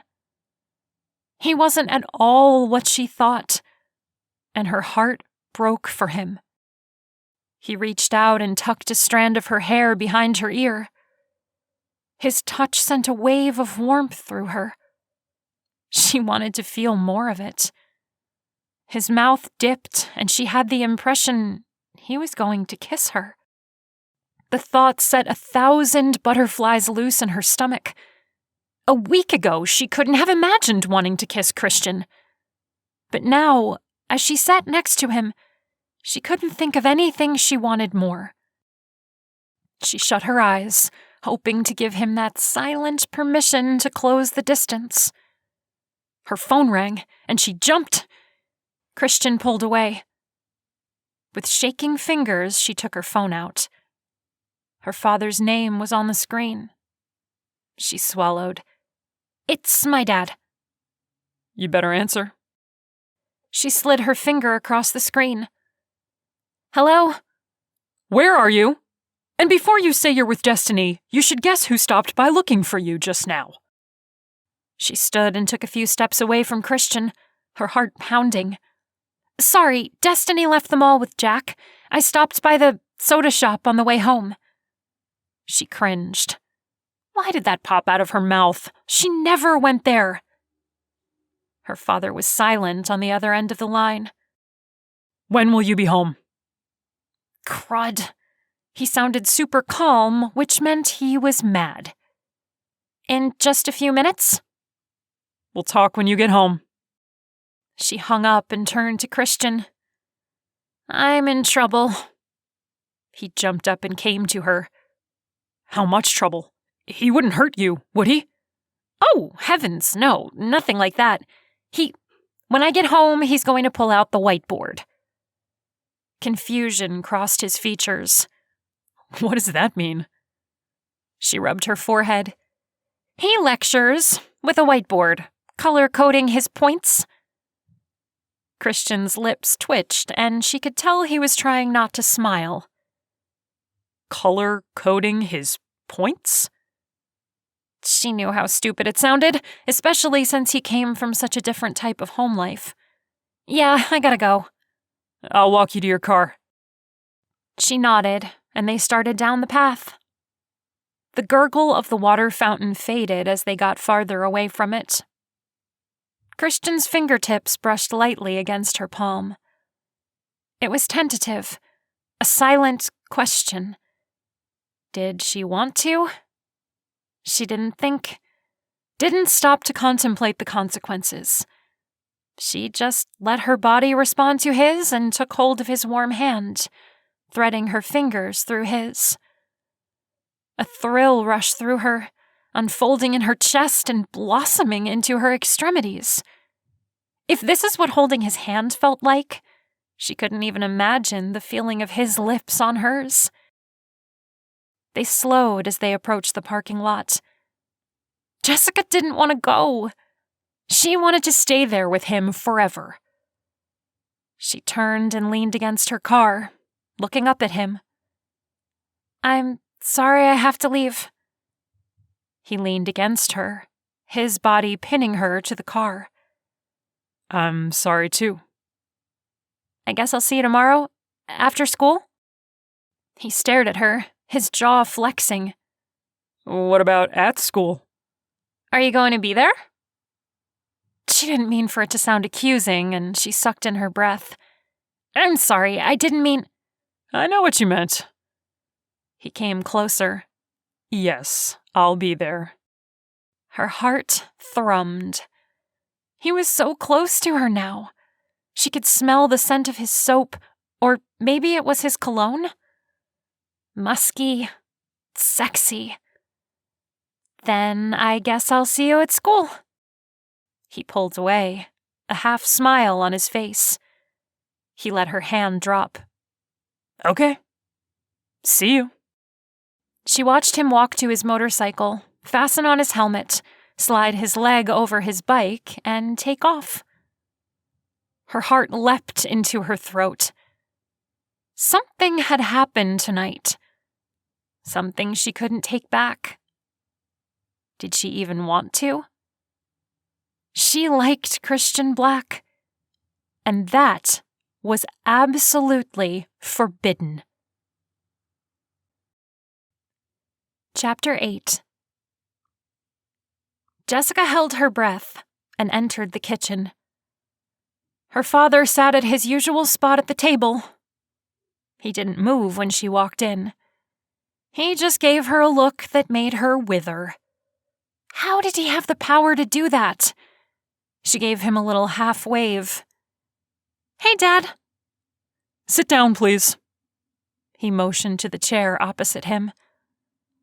Jessica pulled out the chair and sat down, feeling more and more like she was in the worst trouble she'd ever been in.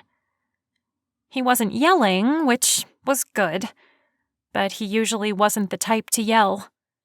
He was more the type to talk her to death. "What's up?" She tried to keep her voice light, but it felt strained. "Can I see your phone?" Oh no, this wasn't good at all. Her muscles tightened. "Why?" Her father stared at her, and she wanted to sink into the floor. "I want to install an app." Her stomach rolled. She tried to keep calm. Maybe it wasn't as bad as she thought. She ran her finger over the edge of the table. "What kind of app?" His pointer finger lightly tapped the tabletop. "One that will tell me where you are." Oh, yes, indeed. It was as bad as she thought. Worse, even. She tried not to react, kept her face as passive as she could. She couldn't refuse, or he would know she was lying about where she was. She couldn't let him install the app, though, or he would find out about Christian. She was stuck. As her mind vacillated, she knew she really had no choice. He would force it if she said no. And saying no would only make it worse. "Okay," she said slowly, pulling out her phone. She hesitated for a second before handing it to him. Then she realized her texts with Christian were on there. She froze as she watched his finger hover over the screen, her heart beating loud in her ears. He opened the App Store and she relaxed. He searched and found what he was looking for, then installed it. "It's not that I don't trust you." He frowned. "I'm only doing this for your safety. You remember the talk we had, don't you?" "Yes," she said quickly. "I remember." She prayed he wouldn't bring out the whiteboard. "I love you. I want you to live a long, happy life." Oh, yes. How could she forget the long, happy life part of the safety talk? "I know." He messed with her phone a bit more, setting up the app, then handed it back to her.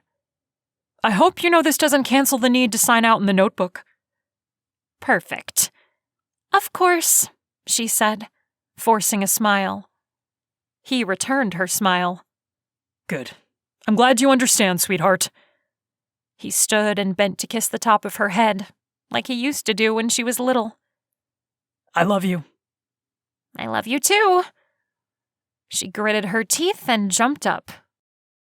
She had to go research this app and see exactly what it would do. She ran upstairs, forgetting about her ankle, and winced when pain shot up her leg. Dang! She would have to put ice on it tonight.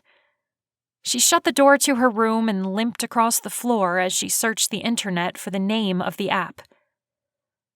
After reading about it, she relaxed a bit. It didn't record her texts, it only tracked the GPS position of her phone. She could get around that. She spent a few minutes devising a plan. She brushed her teeth and dressed for bed.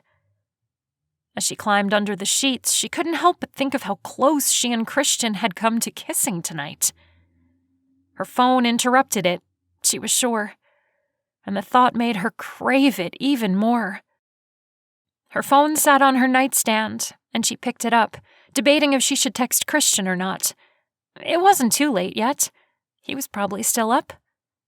She pressed on his name. You make it home okay? Yes. You okay? Did your dad bring out the whiteboard? I managed to avoid the dreaded whiteboard. He did put an app on my phone, though. He can track me now. She ended it with a frowny face emoji. That's not good.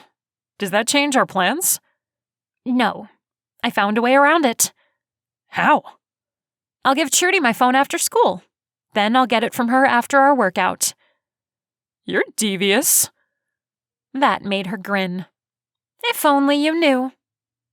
You are intriguing, Blondie. She rolled her eyes. She went to text him back, but decided it would be easier to call. She pressed on the phone icon and waited for him to pick up. Hey, he said. Something about his voice had changed, but she couldn't put her finger on it. Maybe it was just that they were more relaxed around each other? Or maybe his voice was becoming more familiar to her. Intriguing how? He chuckled. Seriously? You called me to ask that? I want to know. She shifted against her pillow. I can't tell you that. I still haven't figured you out. So I'm a mystery. She kind of liked that. You're an enigma. What are you doing, sitting there with a thesaurus? He shuffled on the other end of the line. Are you saying I can't know a big word? Dude, I wasn't saying that at all. Defensive much? He blew out a breath. Are you always this difficult? He asked, repeating her words from earlier. She laughed. Yeah, I think I am. Good. I like difficult. She smiled and snuggled more under her covers. I'd better let you go. I just wanted to talk to you before I fell asleep. Was it everything you hoped for? She sighed and closed her eyes. Yeah, she said quietly. Good night, Jess. The way he said her name made her pulse quicken. Good night, Christian. Chapter 9. Christian sat on his bed, staring at his phone. This wasn't good. He couldn't be falling for the deputy county attorney's daughter. And yet, he couldn't help the feelings coursing through him. She was amazing and totally off limits. He plugged his phone in and climbed under the covers. Apprehension filled him as he thought about what might happen at school tomorrow. Jessica had implied she wouldn't run from him. She wouldn't pretend she didn't know him. But he wasn't sure what that would mean. He had trouble falling asleep, thinking about her. When his alarm went off in the morning, he could barely open his eyes. He hit snooze a few times, then showered quickly and left the house. The cool October breeze helped wake him up as he sped to school on his motorcycle. He parked in his usual place in the lot and swung his leg off his bike. Going to school was such a joke. He was failing almost every class. He'd already turned 18, so legally, no one could make him go. If he were being honest with himself, he was only there to see Jessica. As he walked into the door, her bright hair caught his attention. He stared toward her.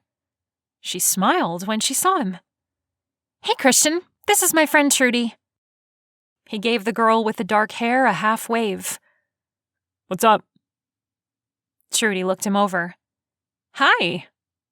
She exchanged a look with Jessica. "Well, I have to go. See ya." She gave her another meaningful look, then disappeared. Jessica turned to him. "Trudy agreed to help us out, although she thinks I'm crazy."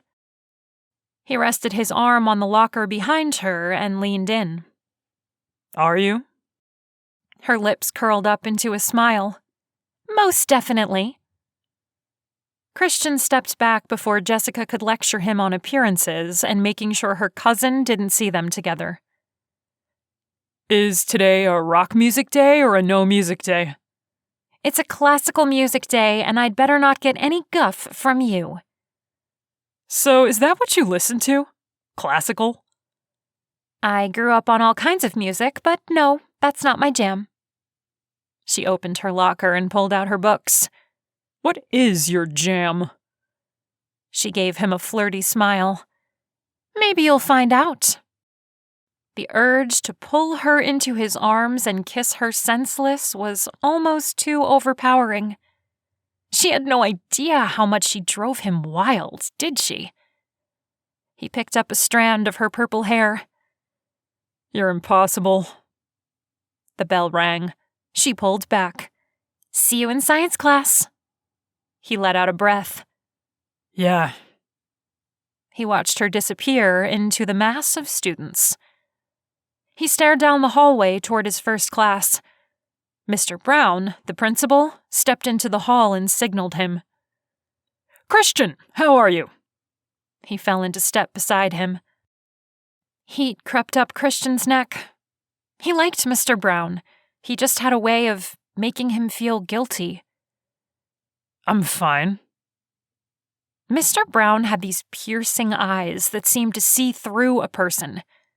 He wielded his weapon now, and Christian felt like he was 12. How are the grades? You keeping up? Not really, but Christian didn't want to say that. I'm doing all right. Mr. Brown raised one eyebrow. I looked at your scores this morning. He stopped and laid a hand on Christian's shoulder, so Christian had no choice but to stop and look at him. What can I do to help? I want you to be able to graduate with your class. Guilt wormed its way into Christian's chest, making it hard to breathe. I don't know. You know, my offer still stands. Christian swallowed. When he'd gotten out of juvie, Mr. Brown had been the only one who he felt had supported him. He'd pulled him aside and talked to him frankly about his grades and his home life. He'd offered to go talk to his mother, but Christian knew that wouldn't help. Just Mr. Brown's concern was enough to make Christian like the guy even more, though. Thanks, Mr. B. I'll think about it. If you ever need a place to go, my home is always open. This touched him. I'll remember that. Do you need a tutor? I could line up someone. Nah, I'm good. Mr. Brown finally let him continue down the hallway. I'm glad we had a talk. Keep working on improving those grades, okay? Christian nodded at him. Sure thing, Mr. B. He was glad when he could duck into his classroom and disappear into the back of the room.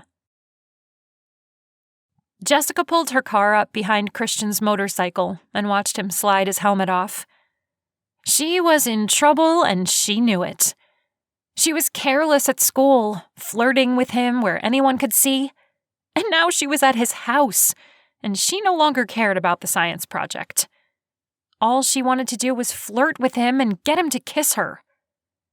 And this is how you get rejected from Juilliard and end up strumming a guitar on the street corner for pennies. And now she was talking to herself. She blew out a breath and got out of her car. She had to focus. Had to keep her head in the game. This was her senior year. There were no more do-overs. She followed him into his house and down to the exercise equipment. He turned on the light, then sat on the bench press. Okay, hit me with the old people music. She smirked at him and held out her hand. Funny. Give me your phone. Oh, right. He handed it to her. I forgot. You're incognito. She opened his music app and created a quick playlist, beginning with Chopin, Mozart, and Copland, and ending with Vivaldi and Beethoven. They started their workout routines. She tried not to watch Christian as he worked his abs. Dang, he had muscles. And every time he flexed, she would watch the birds tattooed on his arm move. She wanted to ask him about it, which was stupid. She had to ignore him and do her assignment. Jessica pulled on the rowing machine and found it helpful to distract her from wanting to lip lock with the gorgeous guy on the other side of the room. She threw herself into the workout, beating all of her previous times and weights. Then she realized that data might be corrupted. Too bad. No way was she going to explain to anyone why her numbers today were better. She picked up his phone when their time was up and turned off the music. Christian crossed the room for his towel. He patted his face, then slung it over his shoulders. We done already? Yep. That seemed to go faster. Right? He walked toward her, and she couldn't help but stare at his muscles. He reminded her of a wolf. Powerful, dangerous, but enigmatic. Same thing tomorrow? She swallowed, his brown eyes sucking her in. Her gaze flickered to his tattoo, and she nodded. Yeah. He took another step toward her. You want to know about my tattoo, don't you? She did, desperately. You don't have to tell me. I'll tell you where I got it. And why. He paused, his gaze traveling over her face. Tonight. The word rippled pleasure through her. Tonight? She asked, her voice squeaking. She cringed. Sneak out of the house. I'll take you to my favorite place. She wanted to say yes, craved to spend more time with him, but her father... She shook her head. I'm sorry, I can't. Sure you can. Your bedroom is above your garage. Out the window, across the garage roof, and climb down the tree. She sucked in a breath. How did you know? I'm observant. What does that even mean? His lips twitched. It's the only room with polka-dotted curtains? I took a guess. It paid off. She stared up at him, her will weakening. But then she thought about the app on her phone and what a chance she was taking right now. Her father's face popped into her head. I can't, she whispered. He gave her a small smile. I understand. Maybe another time. She left his house with a hole in her heart. Why did things have to be so difficult? If her father hadn't been involved in prosecuting Christian, if he didn't know who he was, maybe things could be different. She shook her head and mentally scolded herself. It made no sense to make stupid wishes. She had to get herself together, start making better decisions. High school was almost over. She needed to just get through these next few months. She stopped at Trudy's house. Trudy came to the door and handed over her phone. No calls, no texts. Jessica let out a breath she didn't realize she was holding. Good. Trudy gave her a look, the kind that said, "What are you doing?" Don't look at me that way. You like him. Jessica twisted her fingers together. Yeah. Trudy didn't lecture. I'm just worried about you. He's not what everyone thinks. She couldn't say anything else. No one would understand, not even Trudy. Just be careful. Always. She gave Trudy a hug and left. She drove home and parked in the garage. As she entered the house, her phone chimed. It was her father. I see you made it home.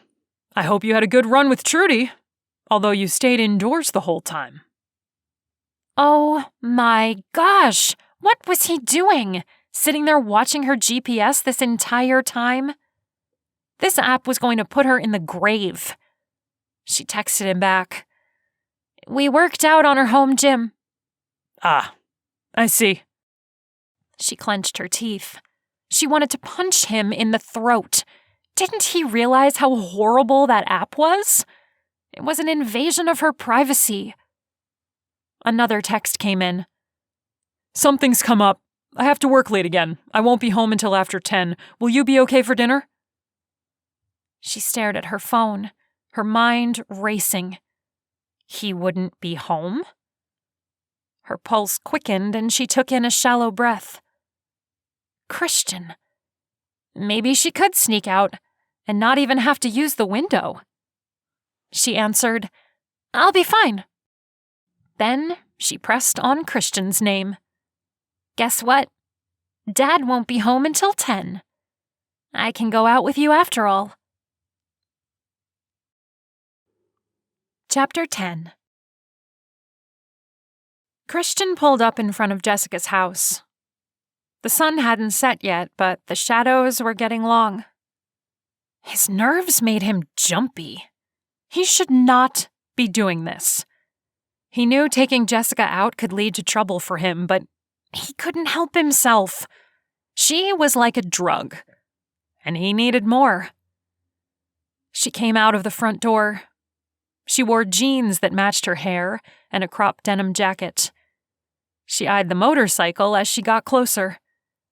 I've never ridden on a motorcycle before. Don't worry, it's safe. You can have the helmet. He handed it to her. But you won't have one. We're not going far. She hesitated for a second before she slid the helmet on and fastened it below her chin. Okay, I trust you. She climbed on behind him and put her arms around him. His pulse jumped with her touch. He raised the kickstand and turned so she could hear him. Hold on.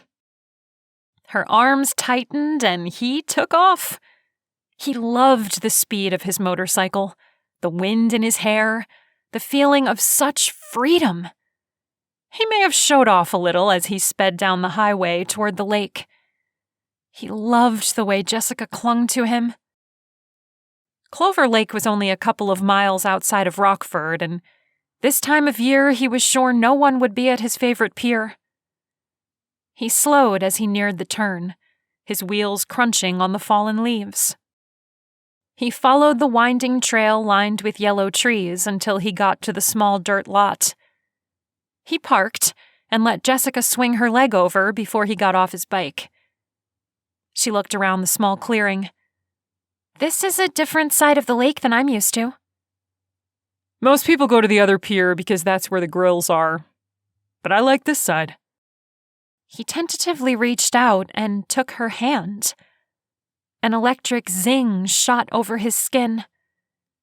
Dang, he would never get tired of that feeling. She didn't pull away, and he smiled to himself.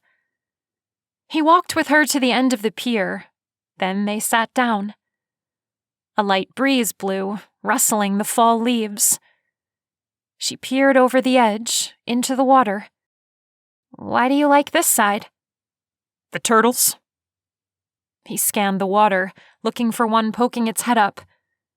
When he saw a tiny nose sticking up, he pointed. There. I see it! She squeezed his hand. And there's another one! They watched the turtles swimming in the water, a comfortable silence between them. Jessica leaned her head on his shoulder. They sat that way for a while, listening to the soft sounds of the water. The faint scent of burning leaves in the air mixed with the smell of the lake. Jessica's thumb grazed his. What do you want to do with your life? He had never told anyone that answer. He almost shrugged it off, but something about Jessica was so sincere. He felt comfortable with her. I've always wanted to be a school teacher. He chuckled. Stupid, huh? They don't get paid much, and everyone thinks it's a horrible job. But I like kids. I don't think it's stupid. You're great with your sister. He snuggled into her. Thanks. Okay, you said you'd tell me, so tell me. He chuckled and pressed his lips to the top of her head. That was Jess, direct as always. I got the tattoo 2 years ago. I thought minors couldn't get a tattoo in Wisconsin. I didn't get it in Wisconsin. Where did you get it? My mom took me across the border to Michigan. Jessica looked at him, the question easily read in her eyes. He sighed. She knew I wanted a tattoo, and she wanted something from me in return, so she took me and signed the consent form. What did she want? He looked out at the water fading to black as the sun dipped below the horizon. She didn't want me to tell the doctor the truth about my bruises. Jessica stiffened. I can guess how you got them? Am I right? He picked up a yellow leaf and pulled the stem off. Yeah. Michael. She bit her lip and looked up into his eyes. You should have told the truth. He nodded. Yeah, I know that now. I was young and stupid. I wanted the tattoo. Jessica brushed her hair behind her ear and shifted. What does it mean? He'd chosen the birds for several reasons. He loved animals and always enjoyed watching them fly. He thought they were graceful, but most importantly, it was a symbol of what he wanted most. Freedom. She slowly nodded. Does he still hurt you? She asked quietly. Sometimes. Not as much now, though. Since that day. Jessica knew what day he was talking about. She leaned into him and he slid his arm around her back. It felt amazing to be so close to her, to feel the warmth of her skin under the jacket she wore. Her hair smelled of strawberries. Was he the only one? Mom has never been very good at picking boyfriends. She pulled back and blinked, the emotion clear in her eyes. I'm sorry. He lifted his hand and touched her face. Her skin was warm and silky smooth. It's not your fault. I know, but I'm sorry anyway. I hate thinking of you having to endure that kind of abuse. It's horrible. She closed her eyes and nuzzled into his hand. I just want to get my sister away from it all, he said softly. How are you going to do that? I don't know. That was a lie. He was going to do everything he could to make his mother leave Michael, and if that didn't work, he was going to sell his motorcycle and take off with Molly. He'd change their names and find a place where no one would find them. But he kept that to himself. Jessica gazed at him, her face glowing in the moonlight. She was amazing, so full of compassion. No one understood him like she did. No one else cared to listen. He brushed the backs of his fingers down the side of her cheek, emotion swelling in him. Jessica couldn't believe all that Christian had gone through in his life, all that he was going through. And still, he was a rock for his sister, her protector. He was so misunderstood. As he brushed his fingers down the side of her cheek, a longing surged in her. Conflicted thoughts surfaced. If her father knew where she was right now, she didn't want to think about how angry he would be. She knew she should stop things from progressing further, but she didn't want to. She couldn't push Christian away anymore. She wanted to be with him. He leaned in closer, a slow pull toward her lips. He was going to kiss her. This was it. She'd been yearning for it, craving to feel it, and now it was going to happen. Time itself seemed to hold its breath as Christian neared. And then they touched. His kiss played across her lips like a slow song, the notes caressing her, the movement creating a harmony of feelings inside her. It was a melody she'd never heard before, one she wanted to replay in her mind tonight, long after this moment had ended. His hand wrapped around her waist, his touch warm. She wanted more, needed him. She clutched his jacket, pressing closer. All the cliché romance novel phrases made sense to her now. Sparks and tingles danced over her skin. Fire and warmth spread through her. The music of their kiss changed, grew in a crescendo as her heart hammered out a quick tempo. She slid her hand to his chest. His heart thumped wildly under the thin fabric of his black t-shirt. Christian was raw power, but she felt his restraint as he eased away from her. He kissed the side of her mouth, then along her jaw to just below her ear. She wrapped her arms around his neck. The warmth of his breath on her skin sent electricity through her. He nuzzled into her neck. You don't know how long I've wanted to do that. You can do it again.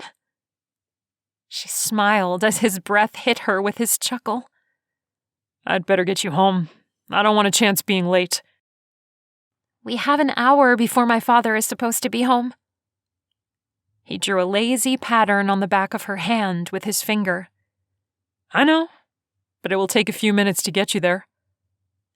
She didn't want to leave the lake, didn't want to say goodbye to Christian, but she knew it was wise to get home.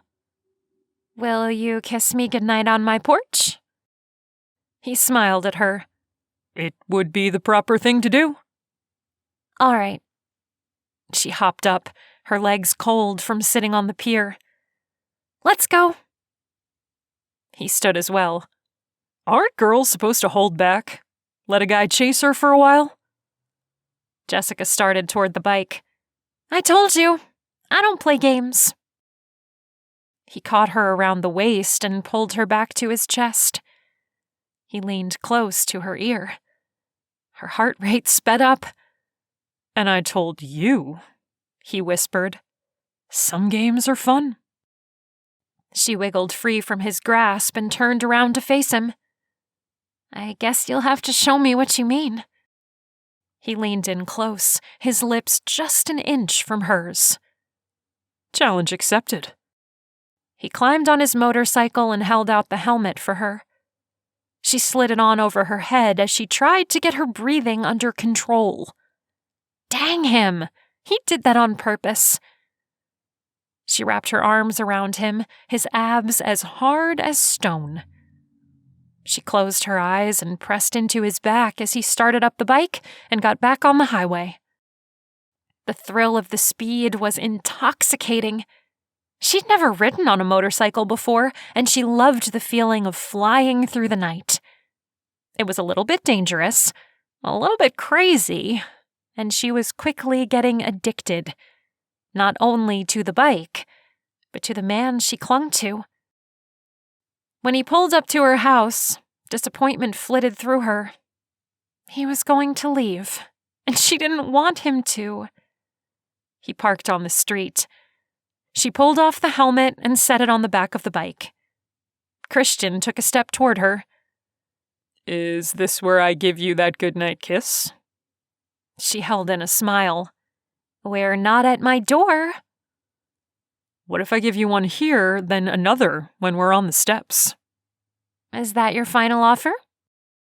His lips twitched and he leaned down, close to her mouth. Her body buzzed with anticipation. I think we can negotiate. His lips brushed hers in a feather-light kiss, sending shivers through her. He pulled back and smiled. That's one. She gasped. No fair! That was barely a kiss. He left her standing by his bike as he walked up to her front steps. Come on, he called. She ran to catch up to him, slapping his arm when she got close enough. You're so mean. He laughed. Get over here. His arms snaked around her, and he made up for the barely there kiss. The intensity so strong, she thought she was going to melt. When they came up for air, she rested her cheek on his chest. Come inside. Jess, I don't think that's a good idea. She stepped back from him. No, I mean, I want to play you the song I've been working on. He hesitated. I'd love to hear it. I'm just not sure. Jessica grabbed his hand and opened the door. Come on, we still have time. It won't take long. She tugged him inside, and he didn't resist. She ran up the stairs to her bedroom and opened the door. She flicked on the light and checked her phone. No messages. Christian sat on the edge of her bed while she pulled out her electric guitar and plugged it into the small speaker she had in her bedroom. She turned the volume down so she didn't blow him away. Yeah, she liked her music loud. Then she placed the paper with her scribbles on the nightstand so she could see it. A sudden wave of nerves hit her. She didn't share her music with anyone but her mother. Not just the stuff she wrote. A shyness overcame her and she swallowed. It's not finished, and it's not that great. Christian narrowed his eyes. Don't say that. Just play it. She took in a breath. All right. She started strumming the opening chords. The music was slow, yet had a definite indie rock vibe. And then she sang the lyrics she'd been working on. You used to be my entire world, my everything. But now you're gone, and I need to find my footing. I searched above and I searched below, searching for what I'll never know. My life crumbled, and I never knew. I lost myself when I tried to find you. I lost myself when I tried to find you. She strummed a few more chords, then let the music die down. That's all I have. She held her breath, waiting to see what Christian would say. He stared at her. Dang, girl. You wrote that? She took it as a compliment and smiled. Yes. He stood and crossed the room. Why are you not the one on tour? I had no idea you could sing like that. She swung her strap over her head and placed the guitar back in the case. I'm not that good. He pulled her to his chest. You're amazing. In more than one way. Warmth filled her and she snuggled into him. You have to say that. She stopped. What were they? Dating? She wasn't sure. We're what? He asked, lifting her chin so she'd look him in the eye. I don't know. Did kissing him tonight mean he was her boyfriend? It sure felt that way. He drew close to her lips. His smell intoxicated her. She wanted to stay near him forever. His gaze dipped. Do you think we're... A noise came from downstairs, and Christian jumped back from her, his eyes wide. Jessica? Her dad called up. Are you in your room? Chapter 11. Panic shot through her. What time was it? Was he early? She ran to shut her door. Yes, she yelled, but I'm dressing. She shoved Christian toward the closet. Hide! No way am I hiding in your closet while your dad comes in here, he hissed, moving toward the window. Do you know what he'd assume if he found me? I'd rather jump off your roof. He was probably right. She flipped the lock, opened the window, and took out the screen. "Okay," she said, her heart thumping. "Don't hurt yourself." He climbed out and stuck his head back in.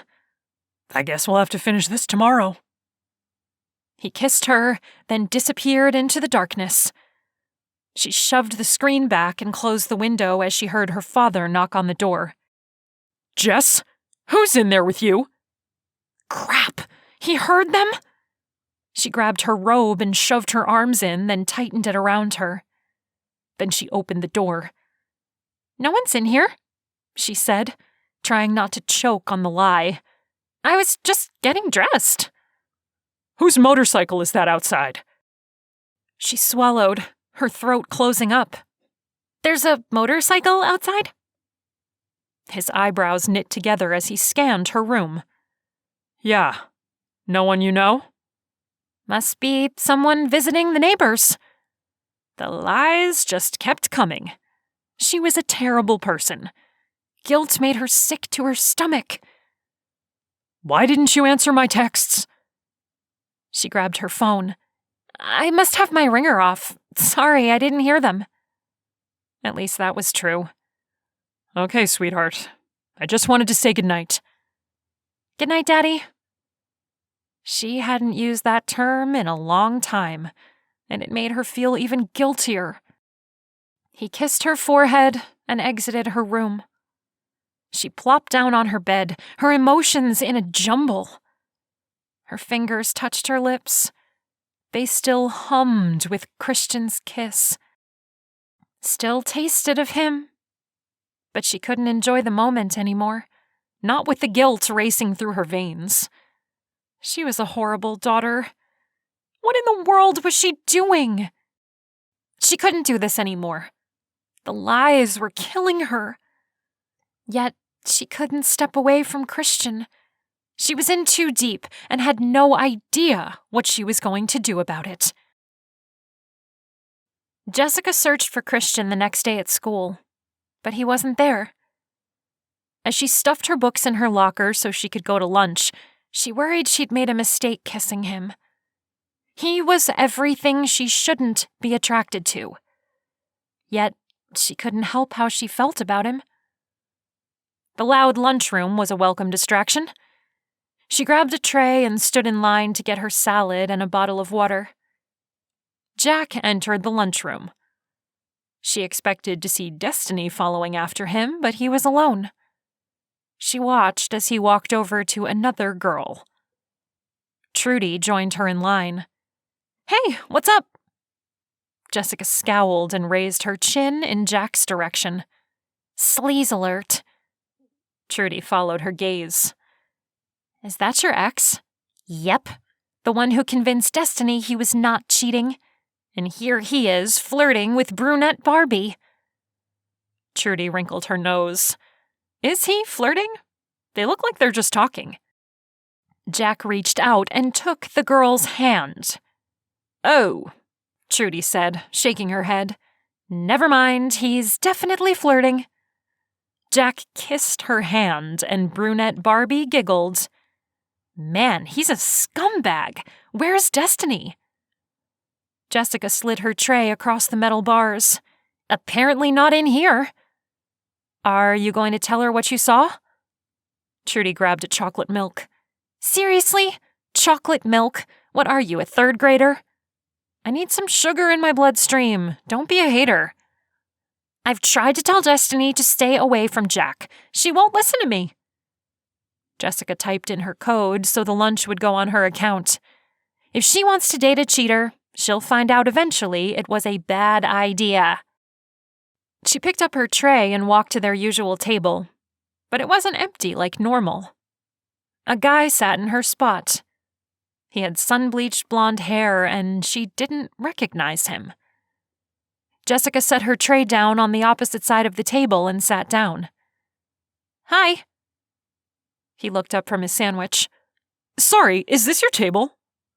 The guy started to get up. "I can leave." Jessica waved her hand. "No, don't leave. We usually sit here, but there's room." She took in the surfboard on his t-shirt. You new here? He nodded. Yep. Trudy joined them at the table, a curious look on her face. Hello. Jessica motioned. This is Trudy, and I'm Jessica. My name's Elijah, but mostly people just call me Eli. Let me guess, Jessica said. You're from California. He looked down at his shirt and chuckled. Yeah, you caught me. Surfer dude all the way. Lane sat down and put his arm around Trudy. What's up? Jessica introduced them. Eli's from California. What part? Lane asked. Santa Cruz. Lane made a face. Why'd you move here? No choice. The way Eli said it made it seem like there was a story there, but he didn't want to tell it. Jessica didn't blame him. He barely met them. And she didn't blame him for not being thrilled with the move either. Rockford, Wisconsin was cold and boring compared to Santa Cruz. Hopefully you won't hate it here. Destiny walked into the lunchroom, and Eli's gaze snapped to her, following her across the room. Destiny had a way of walking with her hips instead of her feet. It seemed to attract male attention.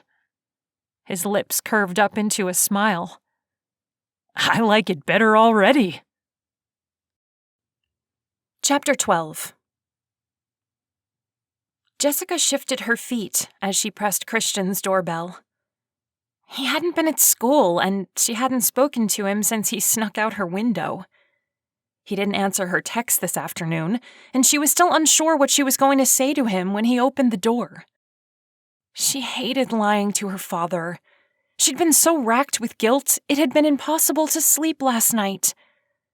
Her father loved her, she knew that. He was only trying to do what was best for her, but he didn't understand. How could he?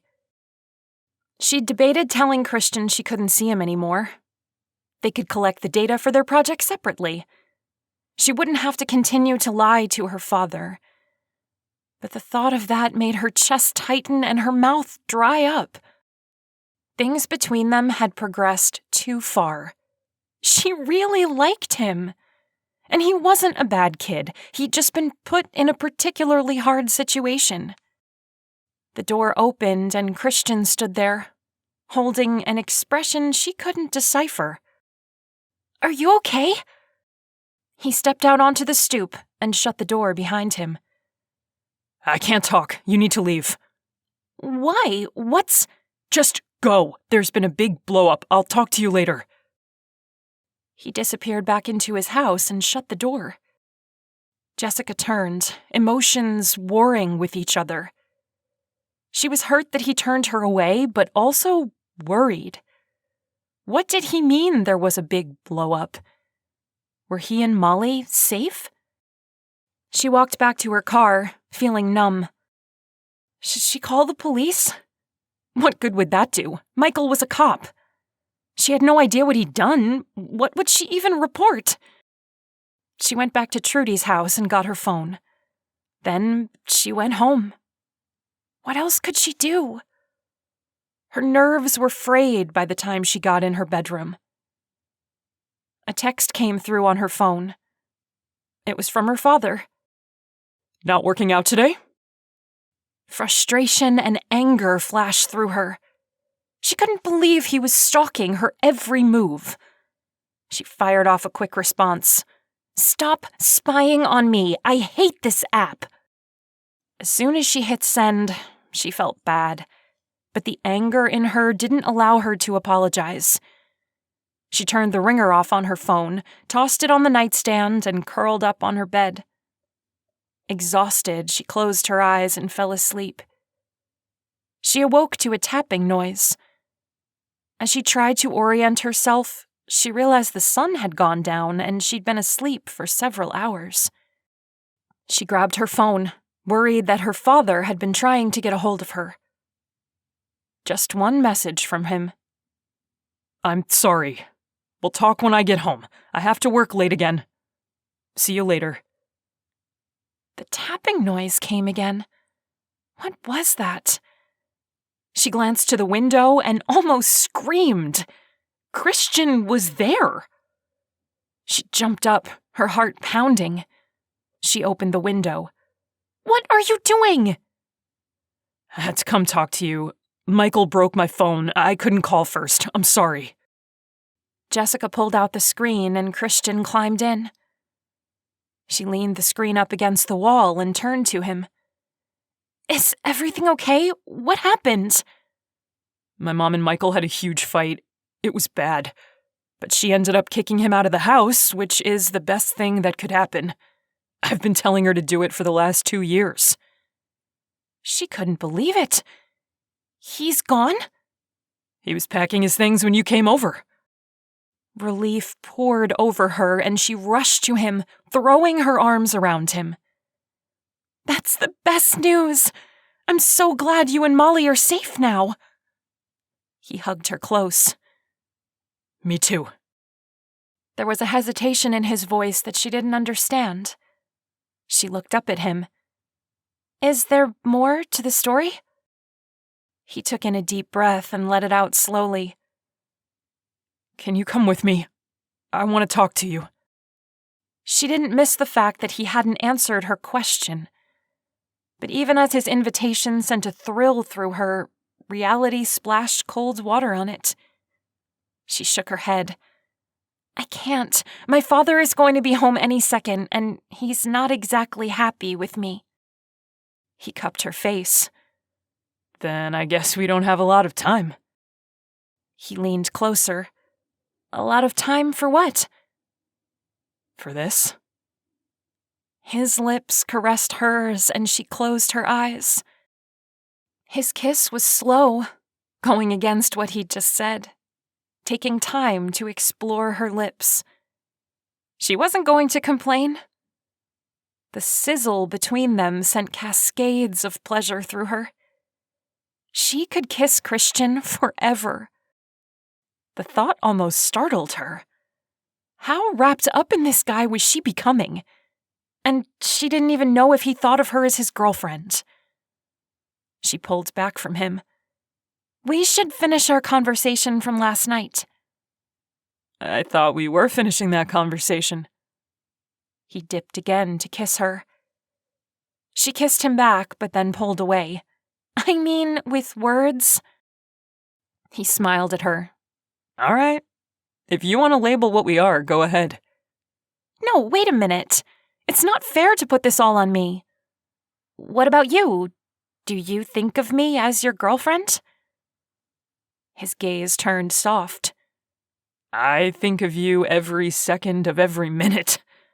I can't stop thinking of you. You didn't answer the question.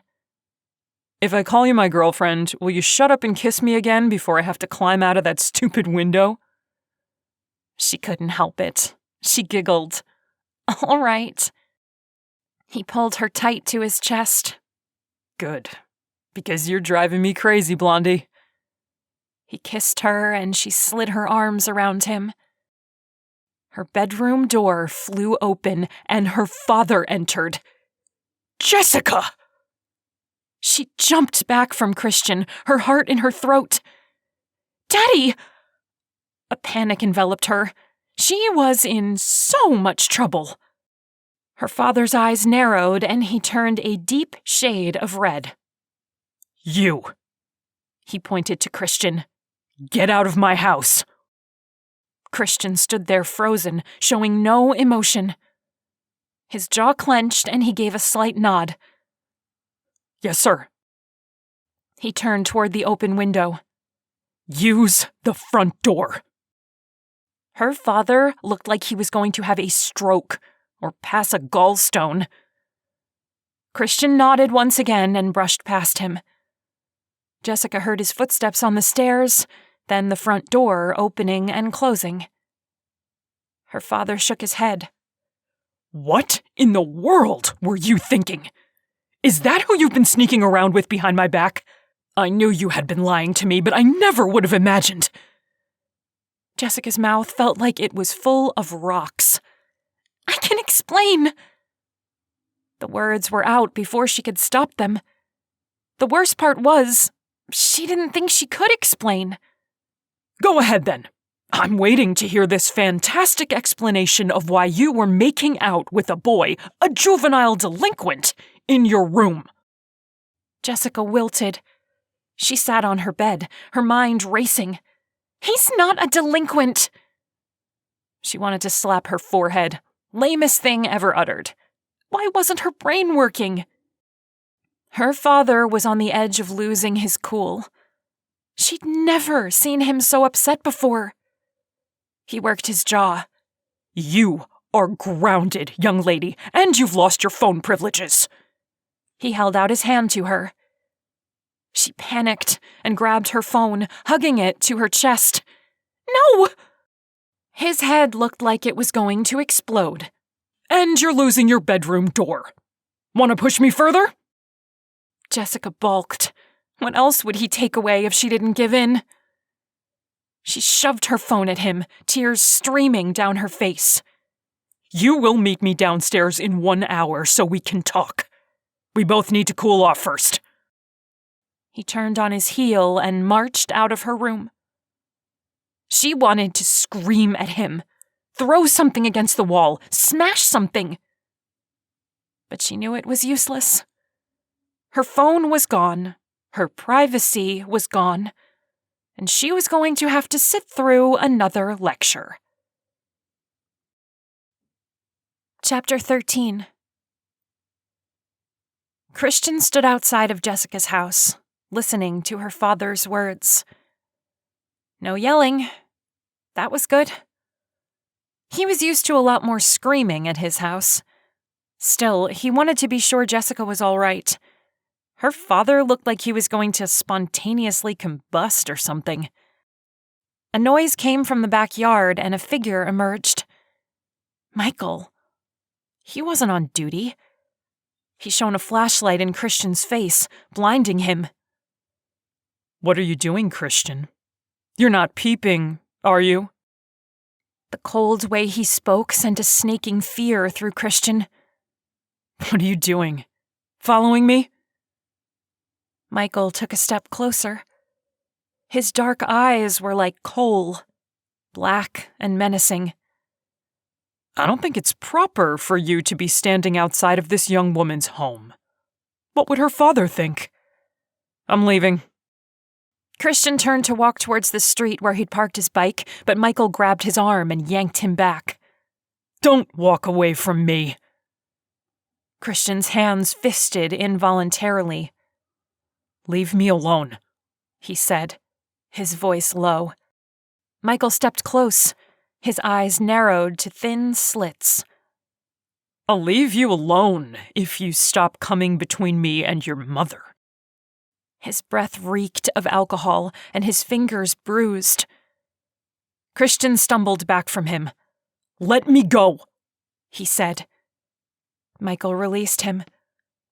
Christian sprinted down the street, his heart thumping. This wasn't good. Michael now knew he and Jessica had something going on, and knowing Michael, he wasn't going to leave them alone. When Michael wanted something, he usually got it.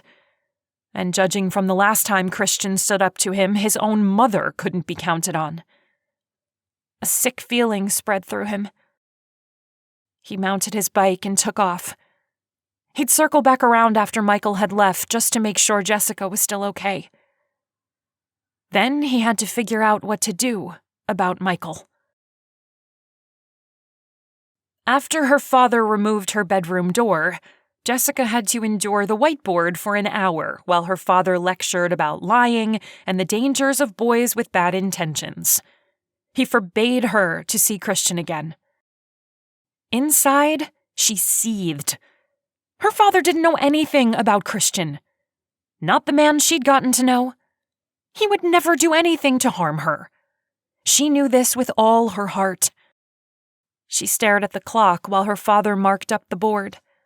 She just wanted to go to sleep. When he took in a breath, she interrupted. I'm sorry, I really am. It's 10 o'clock. Can I go to bed now? He pointed to the board. Do you understand now why I have to do these things to protect you?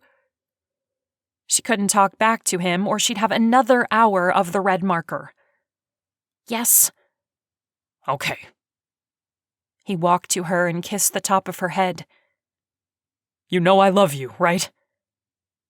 That was the worst thing he could have said, because inside, she did know.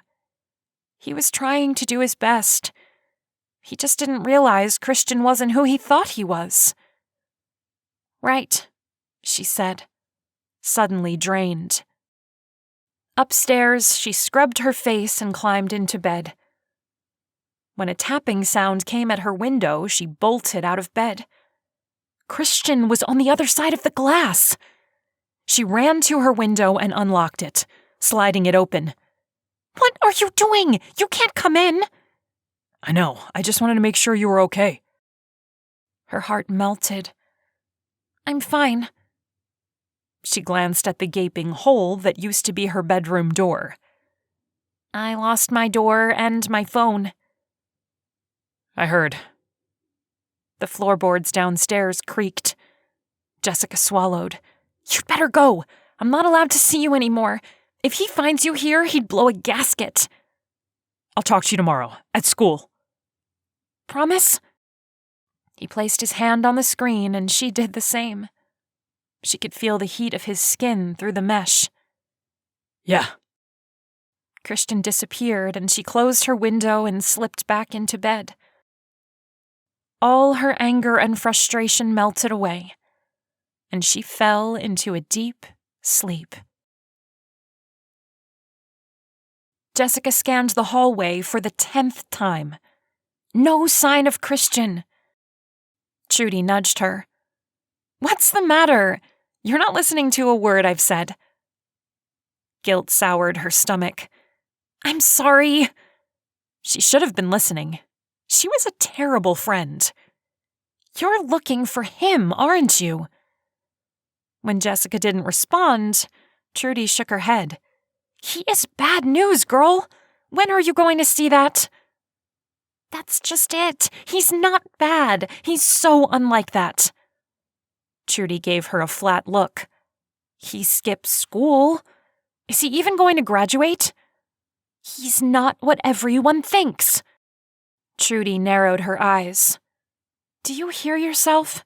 He's a bad influence on you. Is he going to college? What's he going to do with his life? Where will you be if you stay with him? The bell rang, saving Jessica from having to answer Trudy's questions. The truth was, she didn't know the answers, and it bothered her. See you later, she said, gripping her books. Trudy grabbed her arm. Just think about it, okay? Jessica nodded, her mouth going dry. I will. As she walked to class, she tried to shake off what Trudy had said. Christian wasn't a bad kid. He was tender and kind. But she had to admit, she didn't think he was passing his classes. He probably wouldn't graduate. She wasn't even sure if they would finish their project together. Where would she be if she kept seeing him? Pinpricks touched the back of her throat when she thought about it. She honestly didn't know. As she rounded the corner, someone pulled her out of the throng of people and into a darkened classroom. Christian! Her heart pounded and she wrapped her arms around him. All worries that he wasn't good for her vanished as she felt the warmth of his embrace. You're here! She snuggled into his chest. He smelled of fabric softener and masculine power. How are you? He asked. I'm fine. Dad's installing bars on my windows today.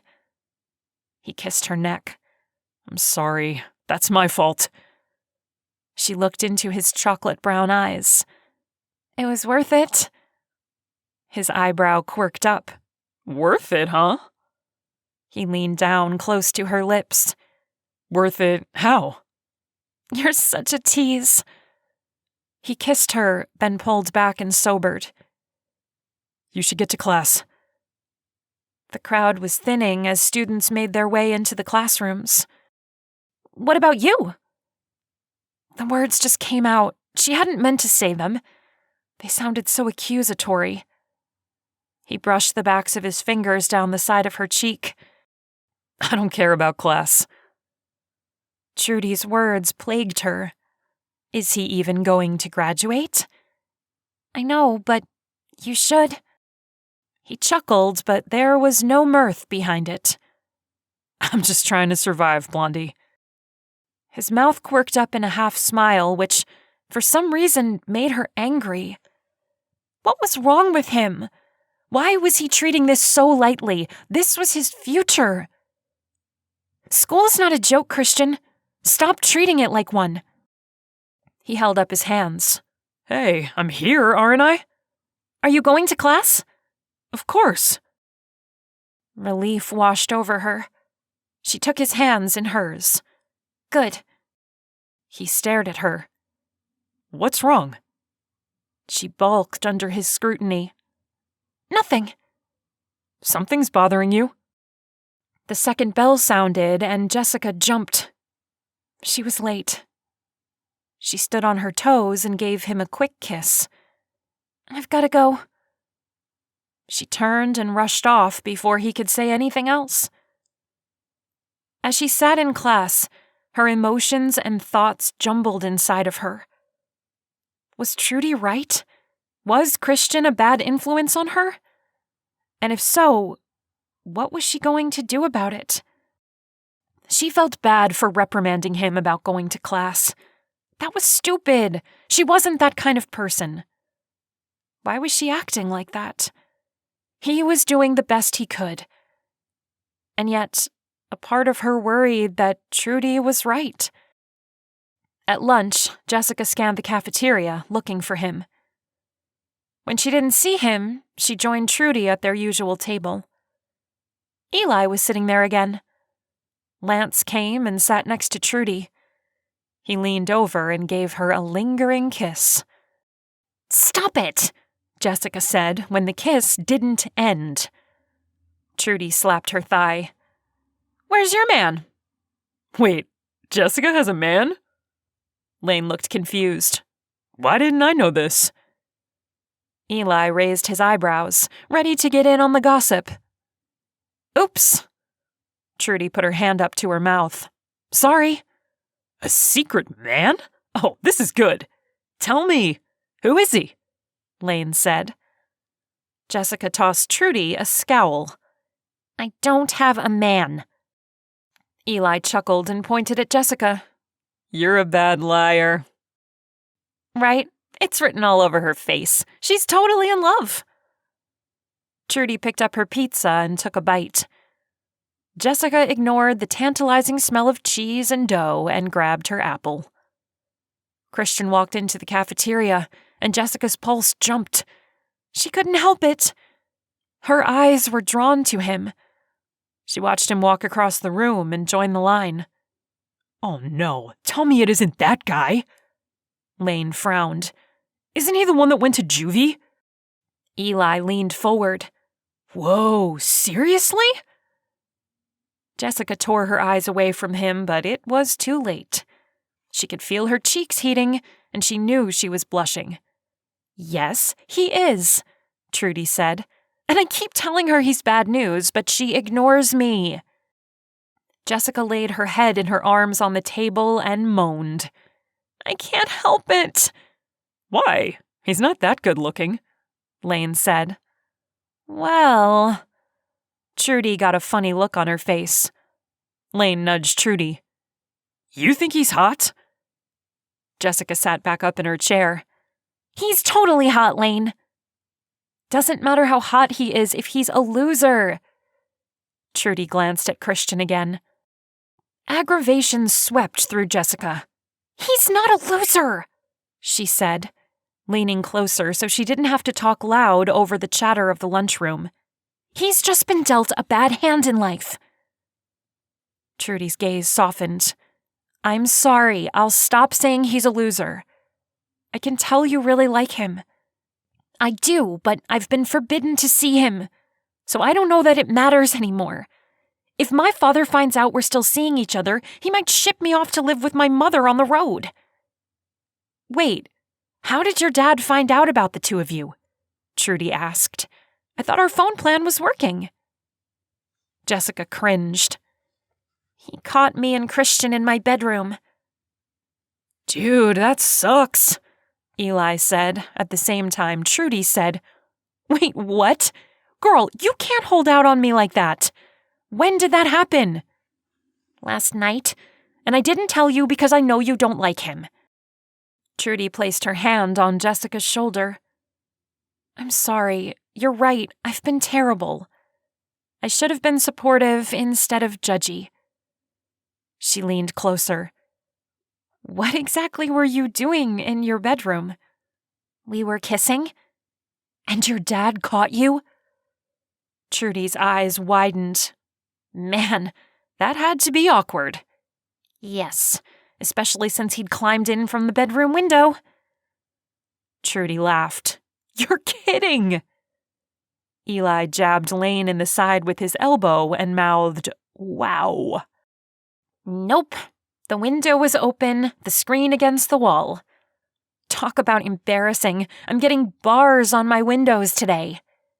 Holy crap, Lane said. That about sums it up, Jessica muttered. She ate the rest of her apple as she tried not to glance at Christian, eating alone at a table in the corner. Chapter 14. Jessica sat on her bed and strummed her guitar as she tried to figure out the last few lines of her song. It was almost done, and she couldn't wait to finish it.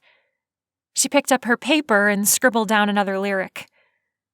Her father came into her bedroom. He held out her phone to her. Your mother wants to talk to you. Jessica took the phone. Hey, Mom. Sweetie, are you doing okay? Your dad told me what happened. I'm fine, Mom. Jessica gave her father a pointed look, and he left the room to give her privacy. I'm sorry if your father overreacted. You know he's just worried about you. Jessica pressed her fingers into the strings on her guitar. I know.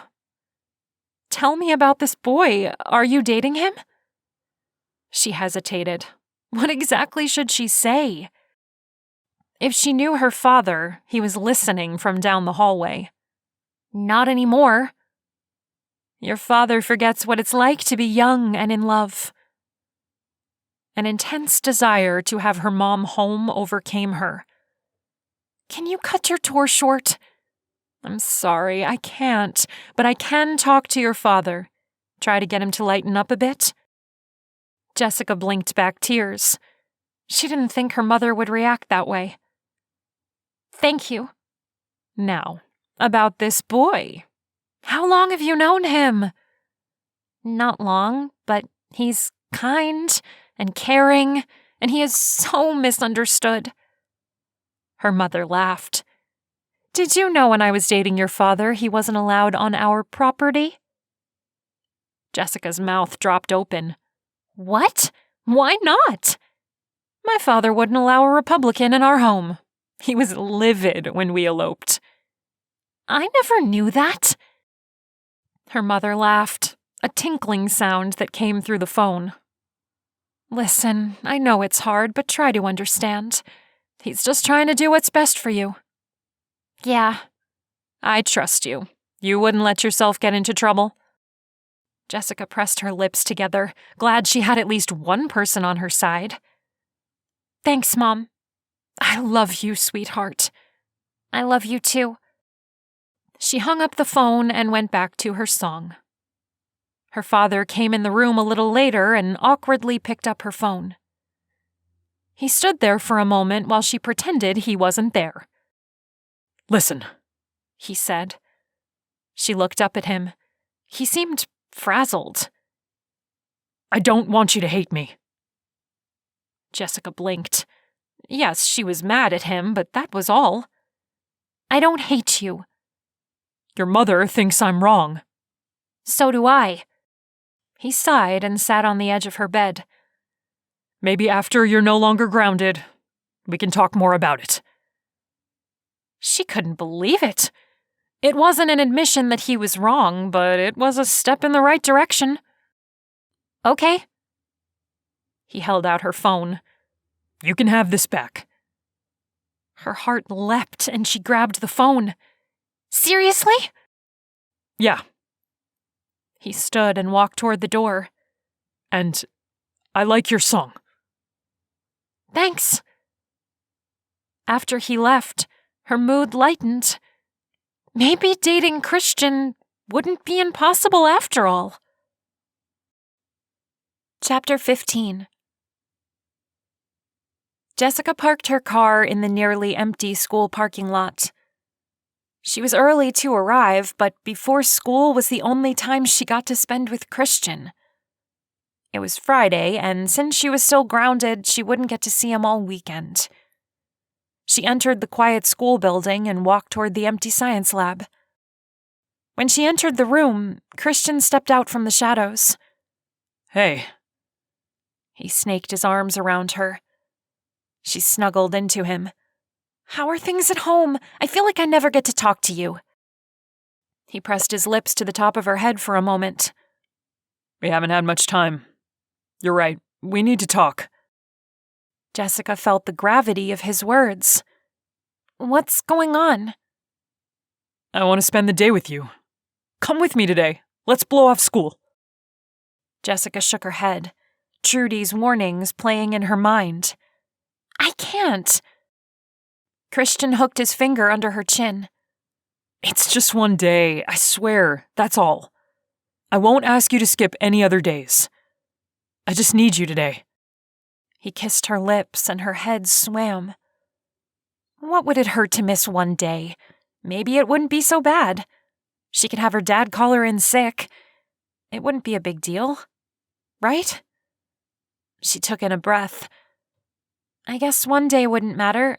I'll call my dad at work and tell him I'm not feeling well. Will he suspect something? I don't get sick often. He won't question me. It would be better than the school calling him tonight saying I missed all my classes. He nodded. All right. After Jessica had convinced her father she wasn't feeling well, she hopped on the back of Christian's bike and they took off, dropping her phone off at her house because her father still hadn't taken off that app. Christian followed the river for a few miles.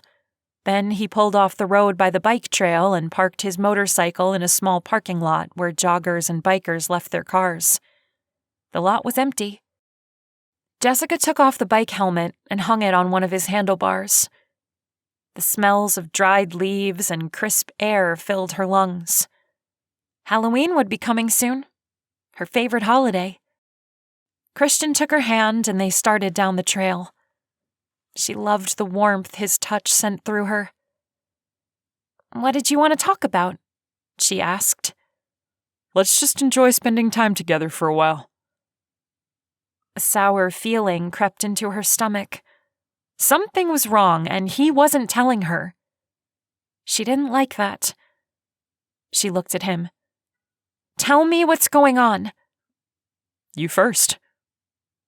His thumb grazed the side of her hand. What's been going on with you? She didn't feel like starting an argument, so she let the fact that he wasn't talking go. I finished my song. He smiled at her, but it didn't reach his eyes.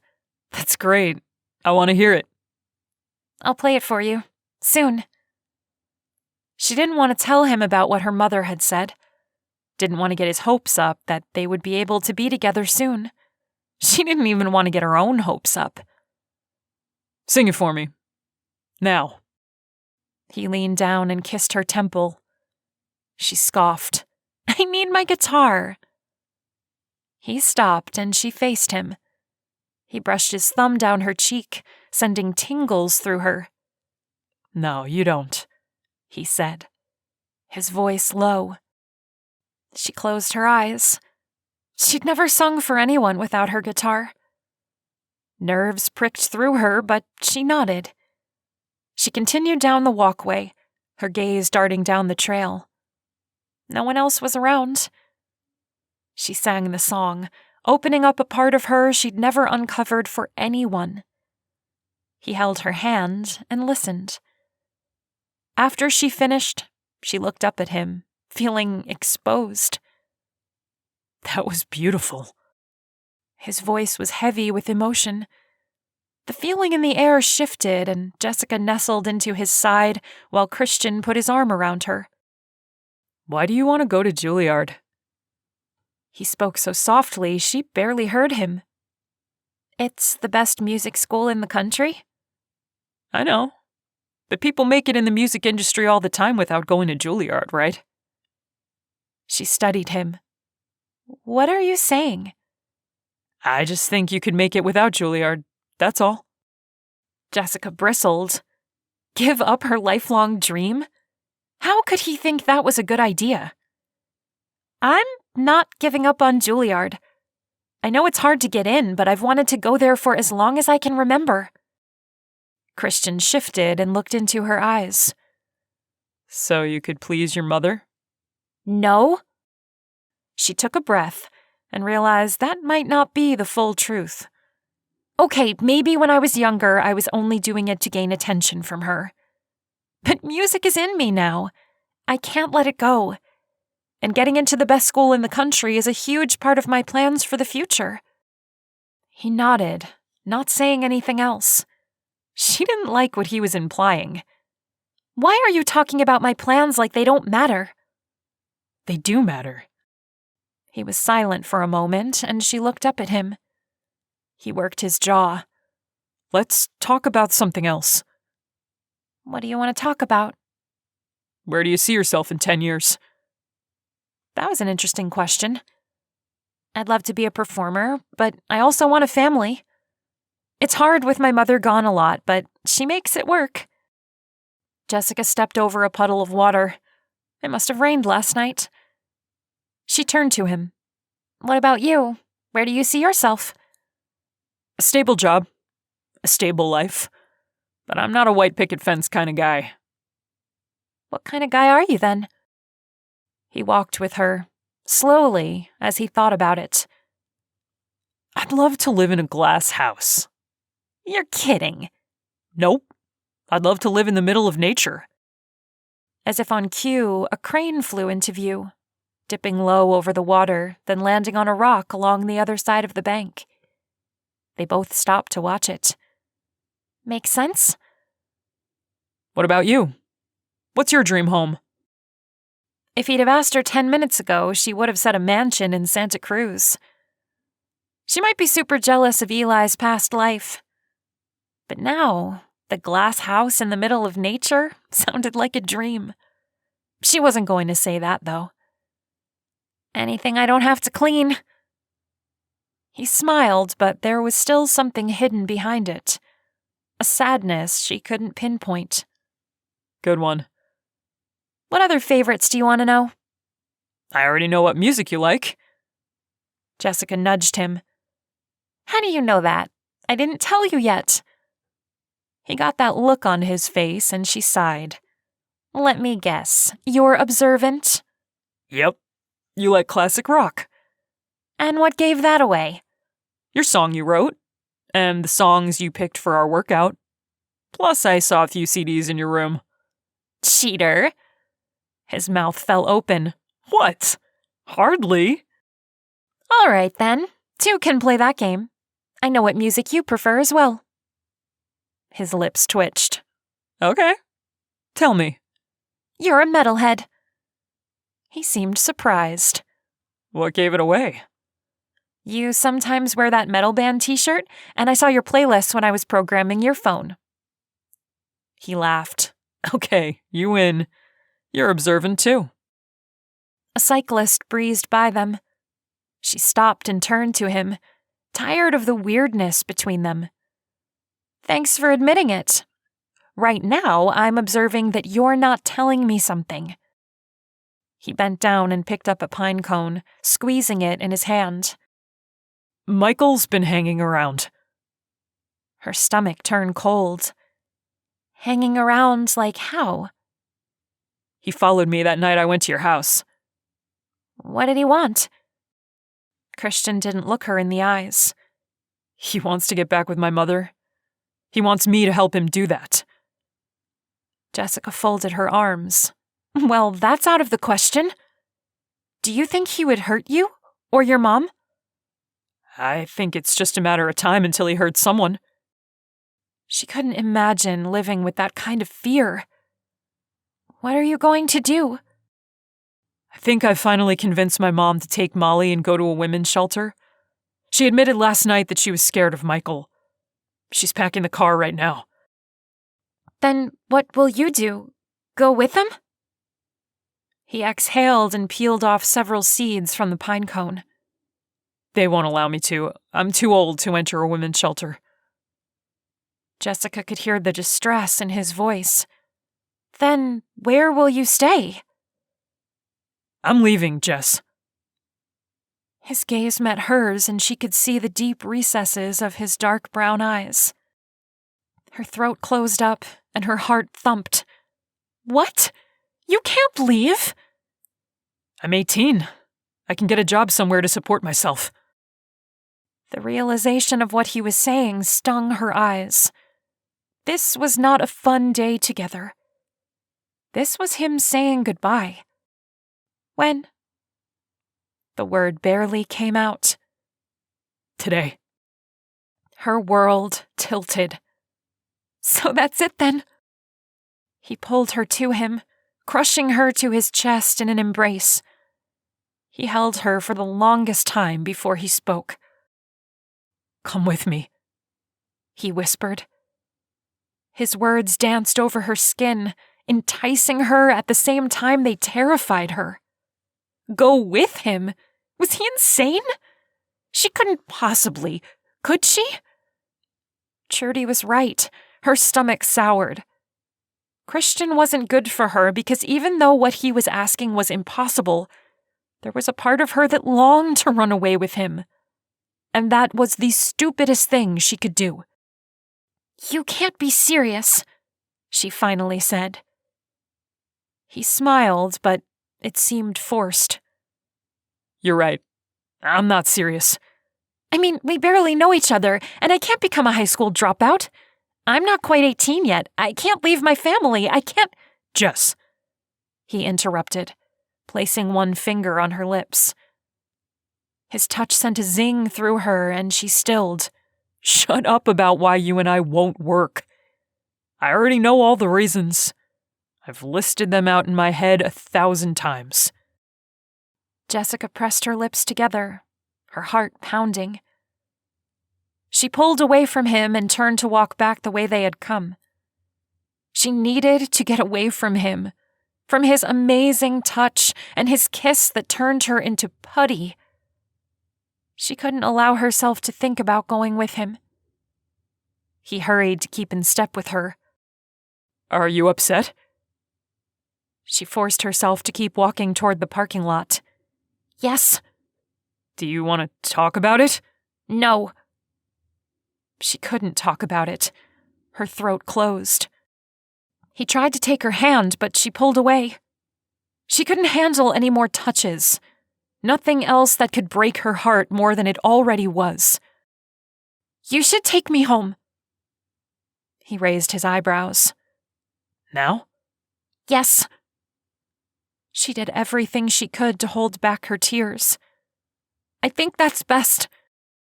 Christian nodded, his expression shuddering. Yeah. Okay. They walked back to his motorcycle in silence, and she knew this was it. He would leave, and they wouldn't see each other again. Her body felt numb as she clung to him speeding down the highway. When he pulled up in front of her house, she climbed off his bike. Christian jumped up and caught her around the waist before she had a chance to rush inside. Jess. No, don't say it. She closed her eyes, unable to look into the depths of his intense gaze. She couldn't take in a breath, couldn't think about what was happening because if she did, she would die inside. She didn't want to hear him say goodbye. He lifted her chin and dipped to press his lips on hers. The kiss didn't linger, and neither did he. She stood on the sidewalk and watched as his motorcycle sped down the street. Then she went inside the house. She dressed in her pajamas and crawled back into bed. Once the tears started coming, she couldn't stop them, and she cried herself to sleep. Chapter 16. The bell rang and Eli gathered up his things. Just one more class before the weekend. He joined the throng of students in the hallway, the excitement over the upcoming weekend almost palpable. Not that he had any plans. Moving to a new school kind of destroyed a guy's social life. He hurried so he could grab the books for his next class. The pretty blonde that had caught his eye yesterday was standing 5 feet from his locker. She wore a skirt that showed off her long legs, and she gave him a smile when he stopped. "Hi," she said. He grinned at her. Hi. A guy stepped around him and took the girl in his arms. Hey, Destiny. They kissed. Embarrassment twisted his gut, and he ducked his head and turned the dial on his lock. Stupid. Of course she wouldn't be smiling at him. She didn't know him. Destiny pulled back. "Just wanted to give you something to remember me by during your last class." She smiled playfully at her boyfriend. "See you after school, Jack." Jack rubbed the back of his neck. About that. "What?" I have something I have to do after school.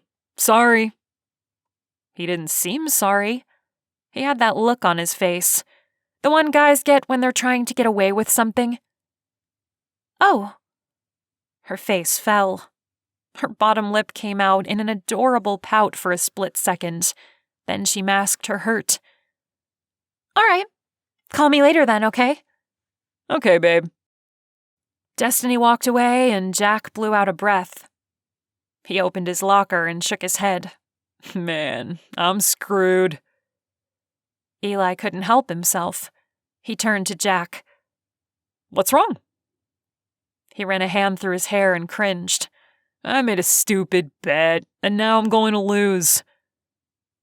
Eli was confused. What kind of a bet? Last week my girl got mad and dumped me. I begged her to give me another chance. Gabe found out and said I made a huge mistake and that I'd be ditching her within a month. We made a wager, but that was before I met Trisha. He made a face. I really like Trisha, but I can't get rid of my girlfriend or I'm out $200. Eli pointed in the direction that Destiny had disappeared. That's your girlfriend? Yeah. And you don't want her? He raised his eyebrows. What crazy upside-down world had he fallen into? Jack shouldered a book bag. Don't get me wrong. Destiny's hot. But we don't have as much in common as I thought. You know? Eli grinned. I'll take her off your hands. He said it half jokingly, but Jack got a weird look on his face. Dude, that's a great idea. Eli didn't understand. What's a great idea? Jack rubbed his hands together, his gaze staring up at some unknown thing above them. Then he smiled and clapped Eli on the back. Yes, this could work. I don't know what you're talking about.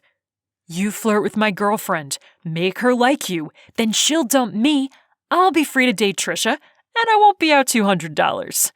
Don't you see? It's a perfect plan. Eli stared at him. You're crazy. No, not at all. This really could work. The name's Jack, by the way. Eli, he said, wondering what kind of weird drug this guy was on. I like you, Eli, and you're the perfect person to help me out. You know she's hot, right? You saw her. Yeah?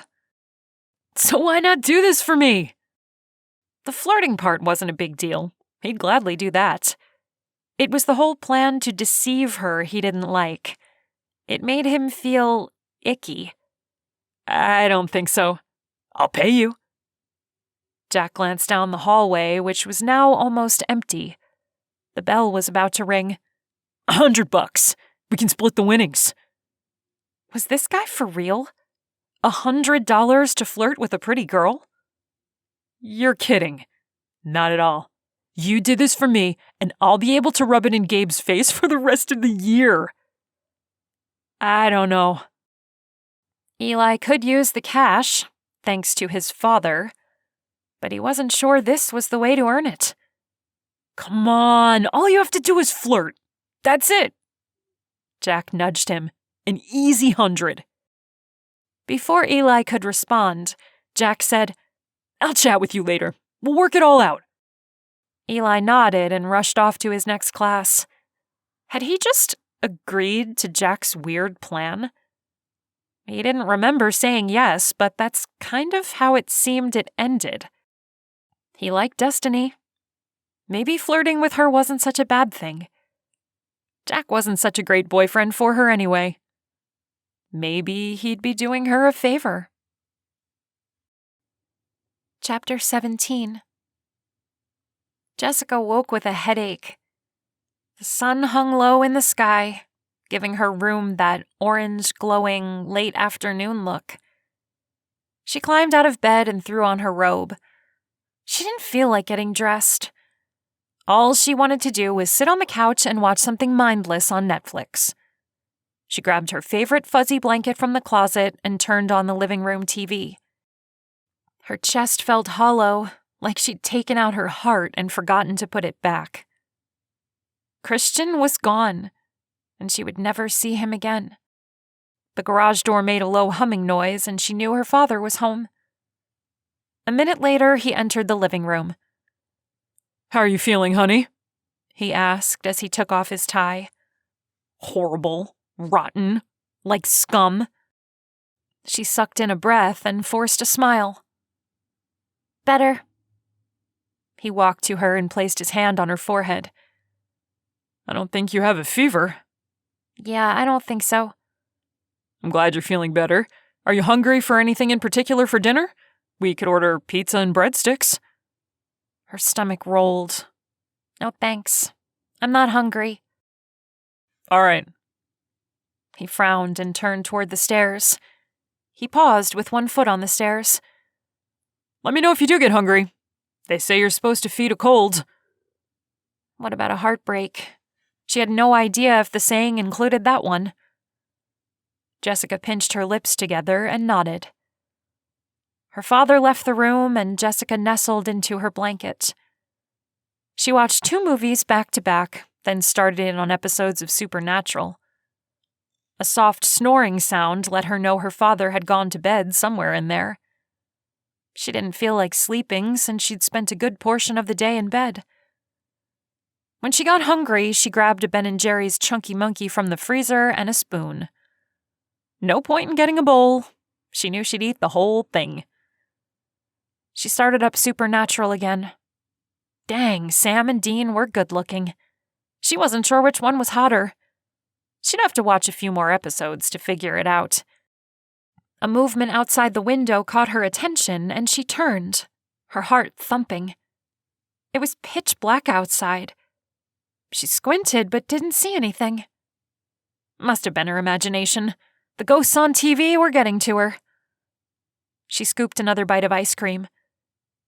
Another movement, and she froze. Someone was outside.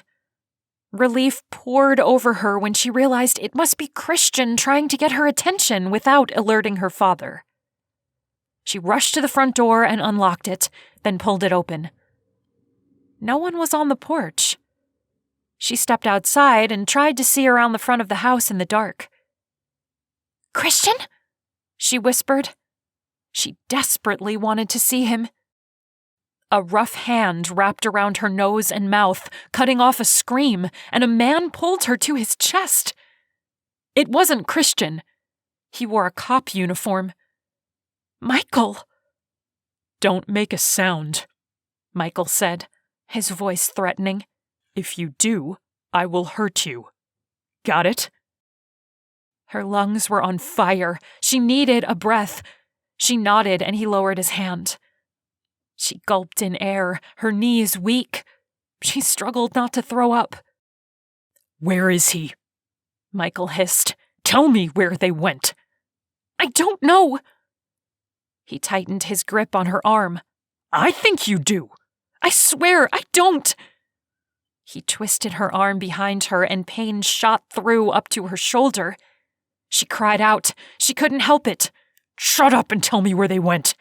"I can't." The porch light turned on and her father stepped out of the house. "What's going on here?" His hair stood up on one side of his head like he'd just jumped out of bed. "I'm taking your daughter in for questioning." Michael didn't let up on her arm. Instead, he began pushing her toward his squad car parked in the street. "Dad!" Desperation swept through her as she stumbled down the sidewalk in her pajamas, her bare feet scraping against the cement. "Don't let him take me!" "Questioning? For what?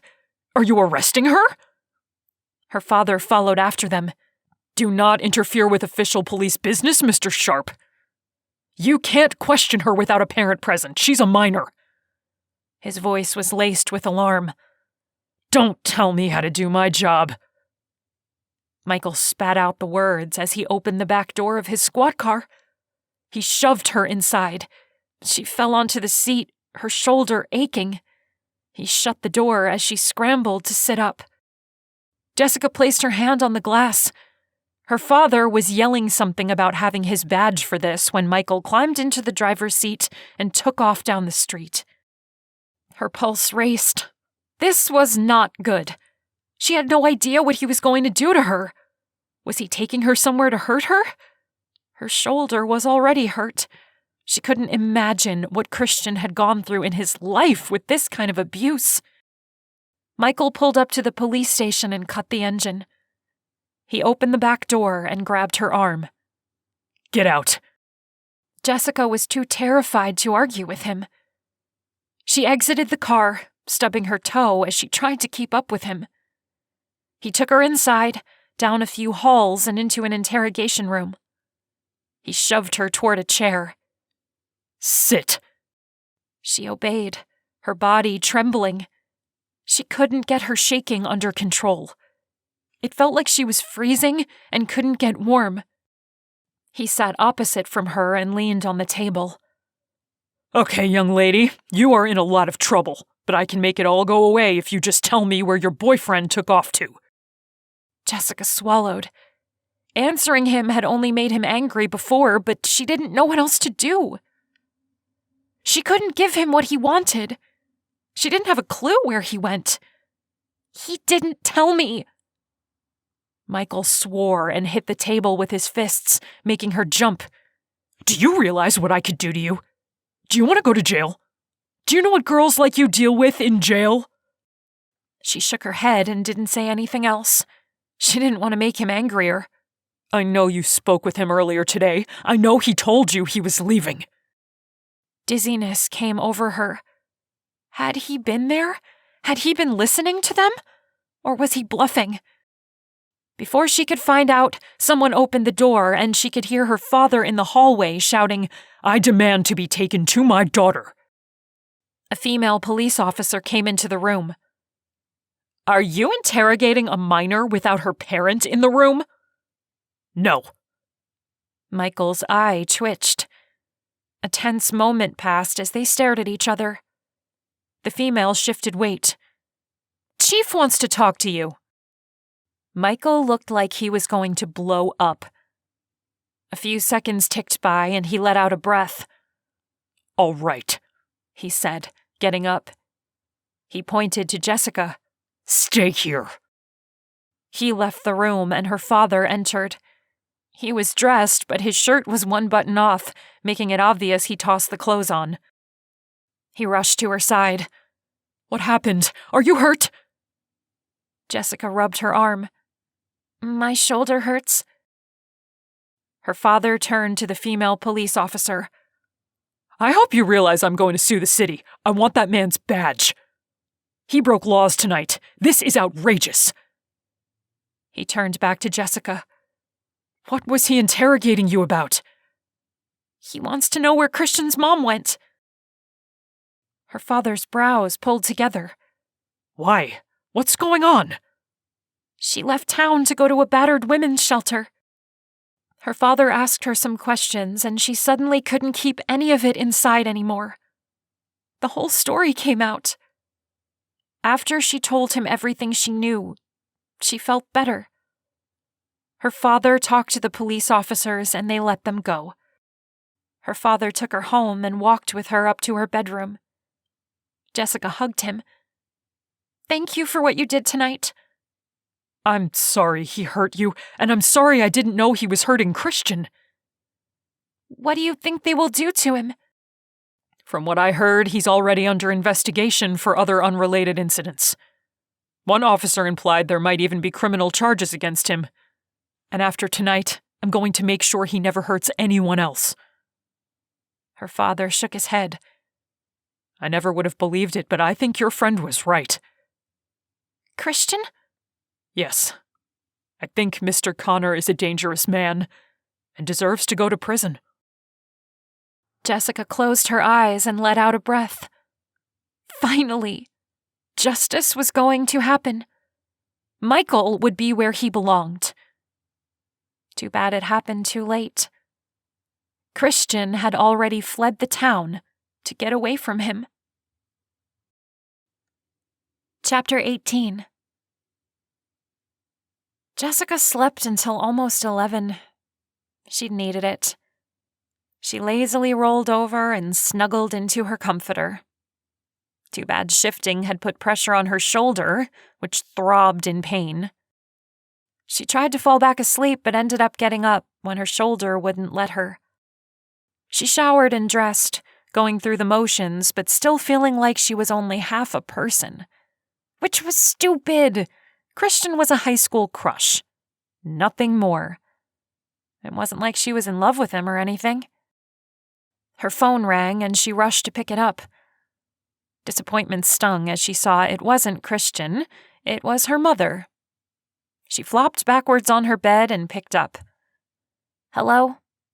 "Hi, sweetie. How are you doing? I heard about last night." She sounded like she was at a restaurant, a lot of chatter happening behind her. Jessica didn't want to talk about last night. She wanted to forget about Michael and all the hurt and damage he'd caused, both to her and to Christian. "I'm fine. I hope you know you can talk to me about anything." "I know, Mom." She paused. "I heard your boyfriend left town." "Yeah." Why did that cause a wave of pain to crash through her? Jessica blinked back tears. Really dumb. "I'm worried about him." Whoa. Where had those words come from? She hadn't meant to say that at all. Her mother made a noise that sounded like a sigh. "He and his mom will be safe now." "But he's not with his mom." Why was she telling her mother this? She should keep her mouth shut. Why not? Where is he?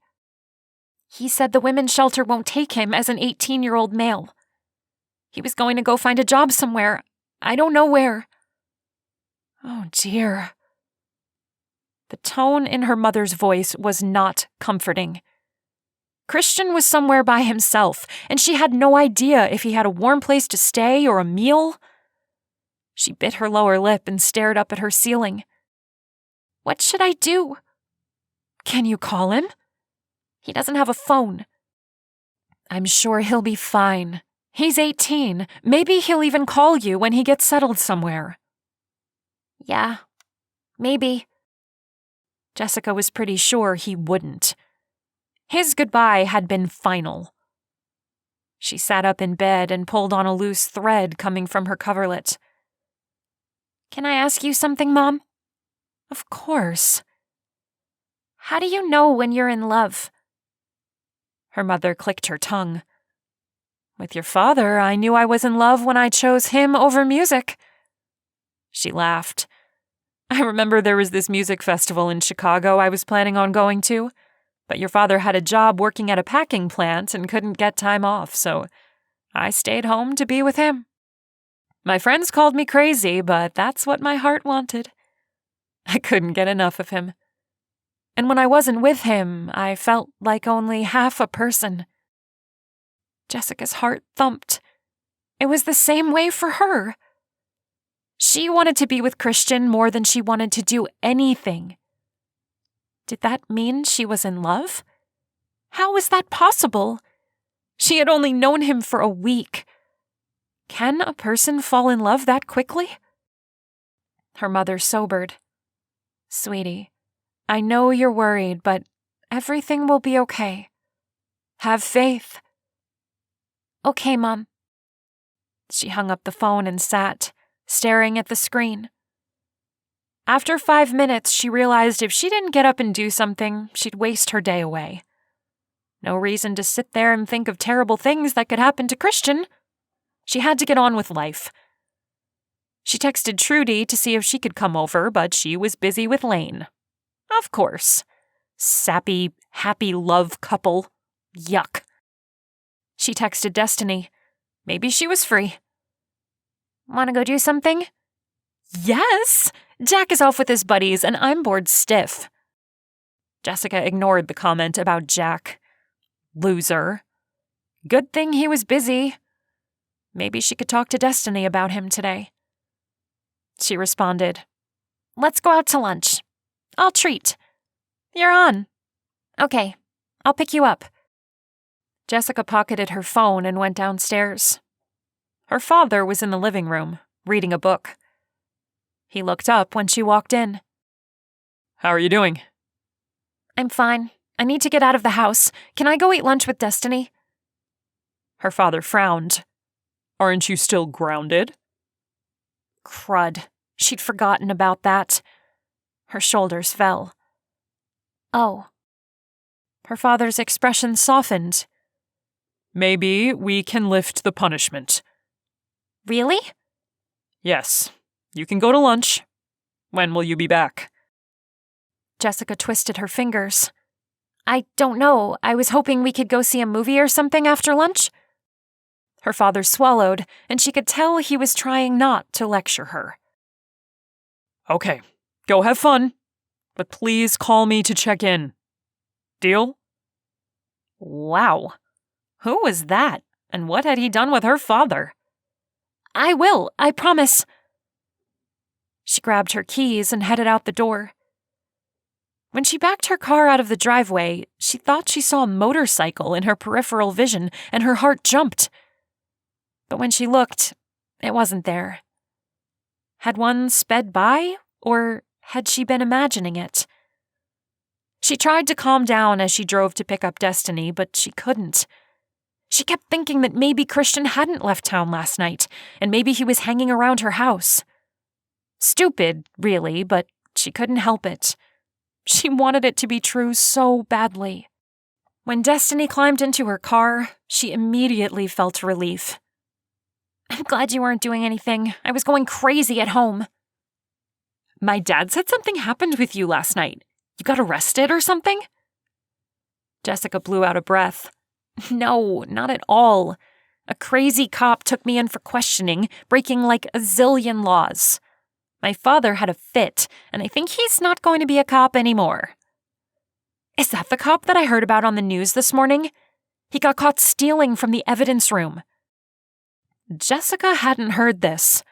What? Was his last name Connor? Yes, he's in big trouble, probably going to prison. Destiny pulled a nail file out of her purse and started sawing at her nails. Well, that's a relief. Destiny looked at her funny. Why? Because of last night? Why did he take you in for questioning anyway? The story was too long and complicated, and she was trying to forget about Christian and not dwell on it. So she shrugged. It wasn't anything. What have you been up to? Destiny shifted. I've been helping Amanda with some big protest she's arranging. I guess there's this historic building some company wants to knock down, so we're getting ready to try to save it. Which building? The old theater by the country club? Jessica frowned. The one that used to be the opera house? That's a gorgeous building. Who wants to knock it down? I don't know. Some corporation. You know how Amanda always gets upset over these things. Yeah, she's always got something she's upset about. Jessica pulled into a parking stall in front of Grind It Up and cut the engine. Let's go eat. They went inside the coffee shop. Eli was seated at one of the tall tables in the back. She waved at him, and he stared at her, the oddest look on his face. Weird. Maybe she had something in her hair.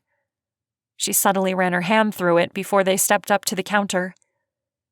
Destiny ordered a tuna sandwich, and Jessica got her favorite turkey panini. They both ordered fruit smoothies, then turned to seat themselves. Jessica pointed. Do you want to sit by the fireplace or at a real table? Real table? I don't want to risk getting anything on me. This is a Milano silk blouse. Destiny could have said that sentence in German, and it wouldn't have made any more sense to Jessica. She just nodded and picked a table near the wall. Uh-huh.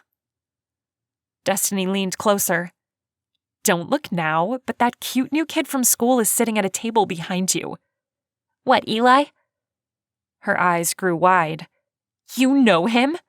Yeah, he's been sitting with us at lunch. Her face flushed. Oh my gosh, he's coming over. Don't look, she hissed. But it was too late. Jessica looked. Eli motioned. Mind if I sit with you? He held a drink and a chicken salad sandwich. Sure, sit down. Jessica smiled at him.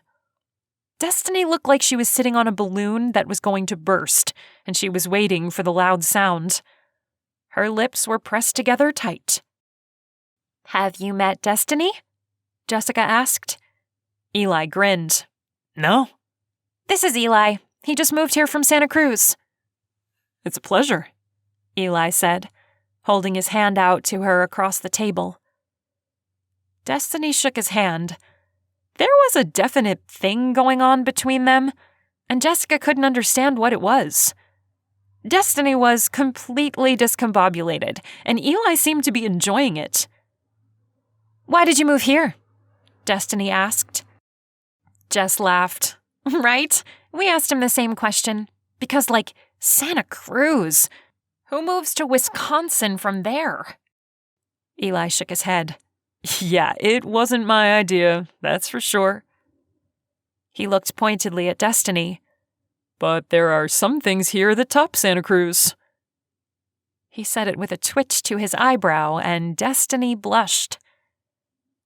Jessica had to force herself not to say anything. What in the world was going on?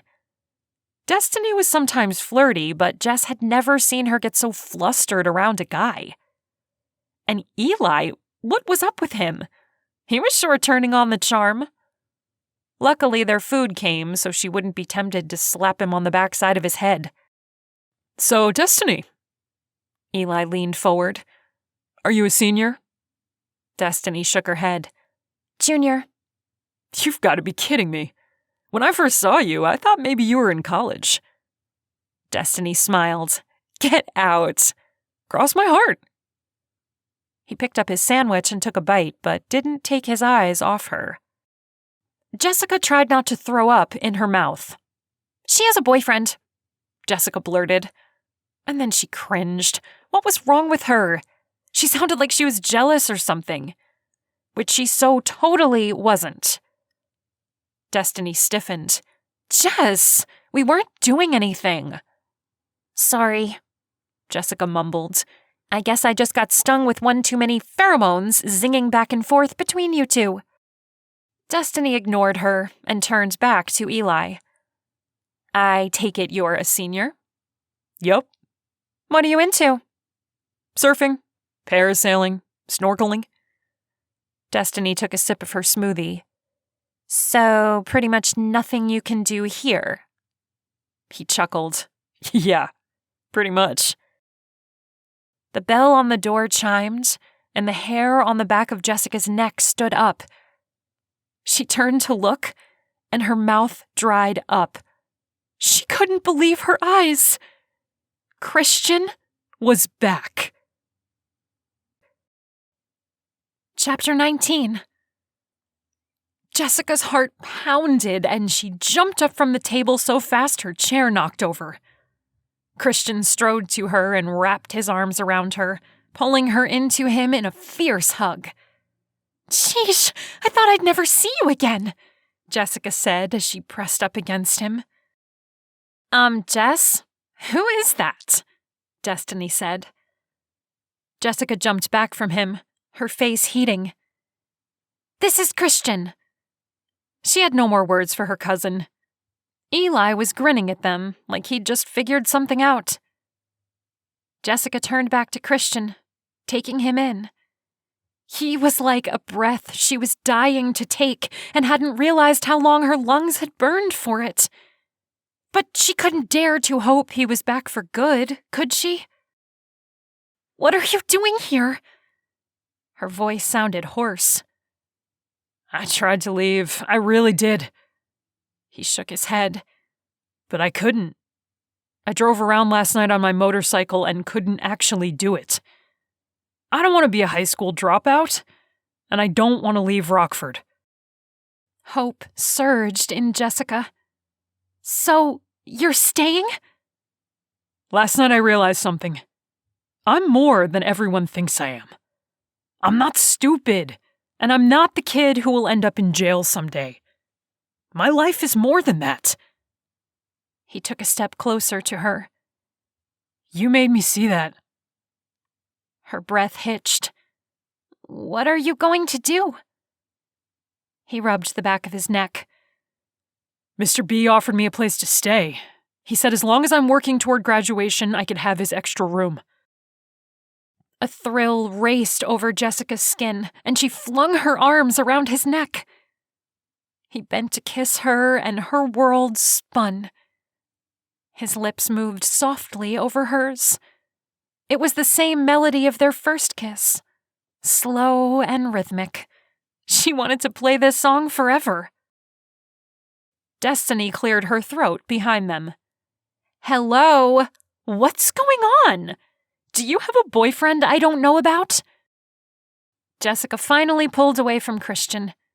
She wasn't going to hide it anymore. She was ready to tell the world. "Yeah, we've been seeing each other." Christian squeezed her hand. "And I stopped by your house earlier, but you just left." "You went to my house?" She about swallowed her tongue. Was he crazy? "I talked to your dad." "You what?" "Just shut up, Blondie, and let me tell you what happened." He kissed her temple. Jessica held in a grunt. He was so impossible. "Just tell me." "We talked for a while. He said as long as I use the front door, he's okay with me seeing you. Bedroom is off limits, and he has to know where we are at all times and what we're doing. But he gave permission." Spots appeared in her vision, and she clung to him. "Are you kidding me? You're joking around, right? My father gave permission?" "He feels bad that he didn't believe me about Michael." Jessica had no words. Maybe her mother had talked to him. Maybe he felt guilty for putting such strict restrictions on her. Maybe it was a miracle. Whatever it was also the best news she'd ever heard. She pulled him into another kiss. "Why don't you see if he wants to sit down?" Destiny said. Jessica flushed and pulled back. "Yes, we should sit. Where are my manners? Christian, this is Destiny, and this is Eli."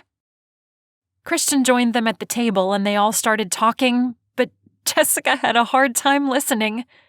She couldn't believe it. Christian was going to stay and finish high school. And he got her father to agree they could see each other. She thought she was going to cry. Just a few moments ago, she thought her world was ending. And now, it felt so much more like a new beginning. Epilogue. Eli couldn't believe his good luck. Destiny was Jessica's cousin? How could he not take that as a sign? After Christian sat down, he had to scoot closer to Destiny. Again, the fates were aligning in his favor. He leaned over and nudged her. Looks like those two are pretty tight. Right? Destiny made a face. And here I thought Jess told me everything. You and I should start a secret relationship and not tell Jessica. That will get her back. Eli waggled his eyebrows at her. She laughed, but it seemed a bit forced. You're funny. She placed her hand on his arm. Her touch sent 1,000 sparks skittering over his skin. She must have felt it too, because she looked down at her hand and then withdrew it, a tiny O shape to her mouth. What the what? Eli didn't have time to contemplate what that had been about. He put on his best sexy smile. How do you know I'm joking? She sobered. Because you know I have a boyfriend? Dump him. You'll like me better. This time she just smirked at him. Something secret hiding behind her eyes. He wanted to know, though. He wanted to figure out this girl. She was beautiful and intriguing, and he had to make her his. Somehow. This has been Don't Fall for Trouble. Written by Victorine E. Liskey. Narrated by Liz Crane. Copyright 2019 by Victorine E. Liskey. Production copyright by Victorine E. Liskey. Thank you for listening to Don't Fall for Trouble. The next book in the Rockford High series is titled Don't Trust the Imposter. He was hot. And charming. And a total fake. Destiny couldn't help but like Eli. He was cute and always knew what to say to make her pulse race. But she was dating Jack, so she kept her distance. Too bad Jack was treating her like a jerk. When she finally decided to dump the jerk so she could go out with Eli, she overhears Eli talking on the phone and finds out the truth. Eli was not actually into her. He was being paid to flirt with her. Destiny swears she will never speak to Eli again. But he won't stop. Her heart is torn. Can she trust the imposter?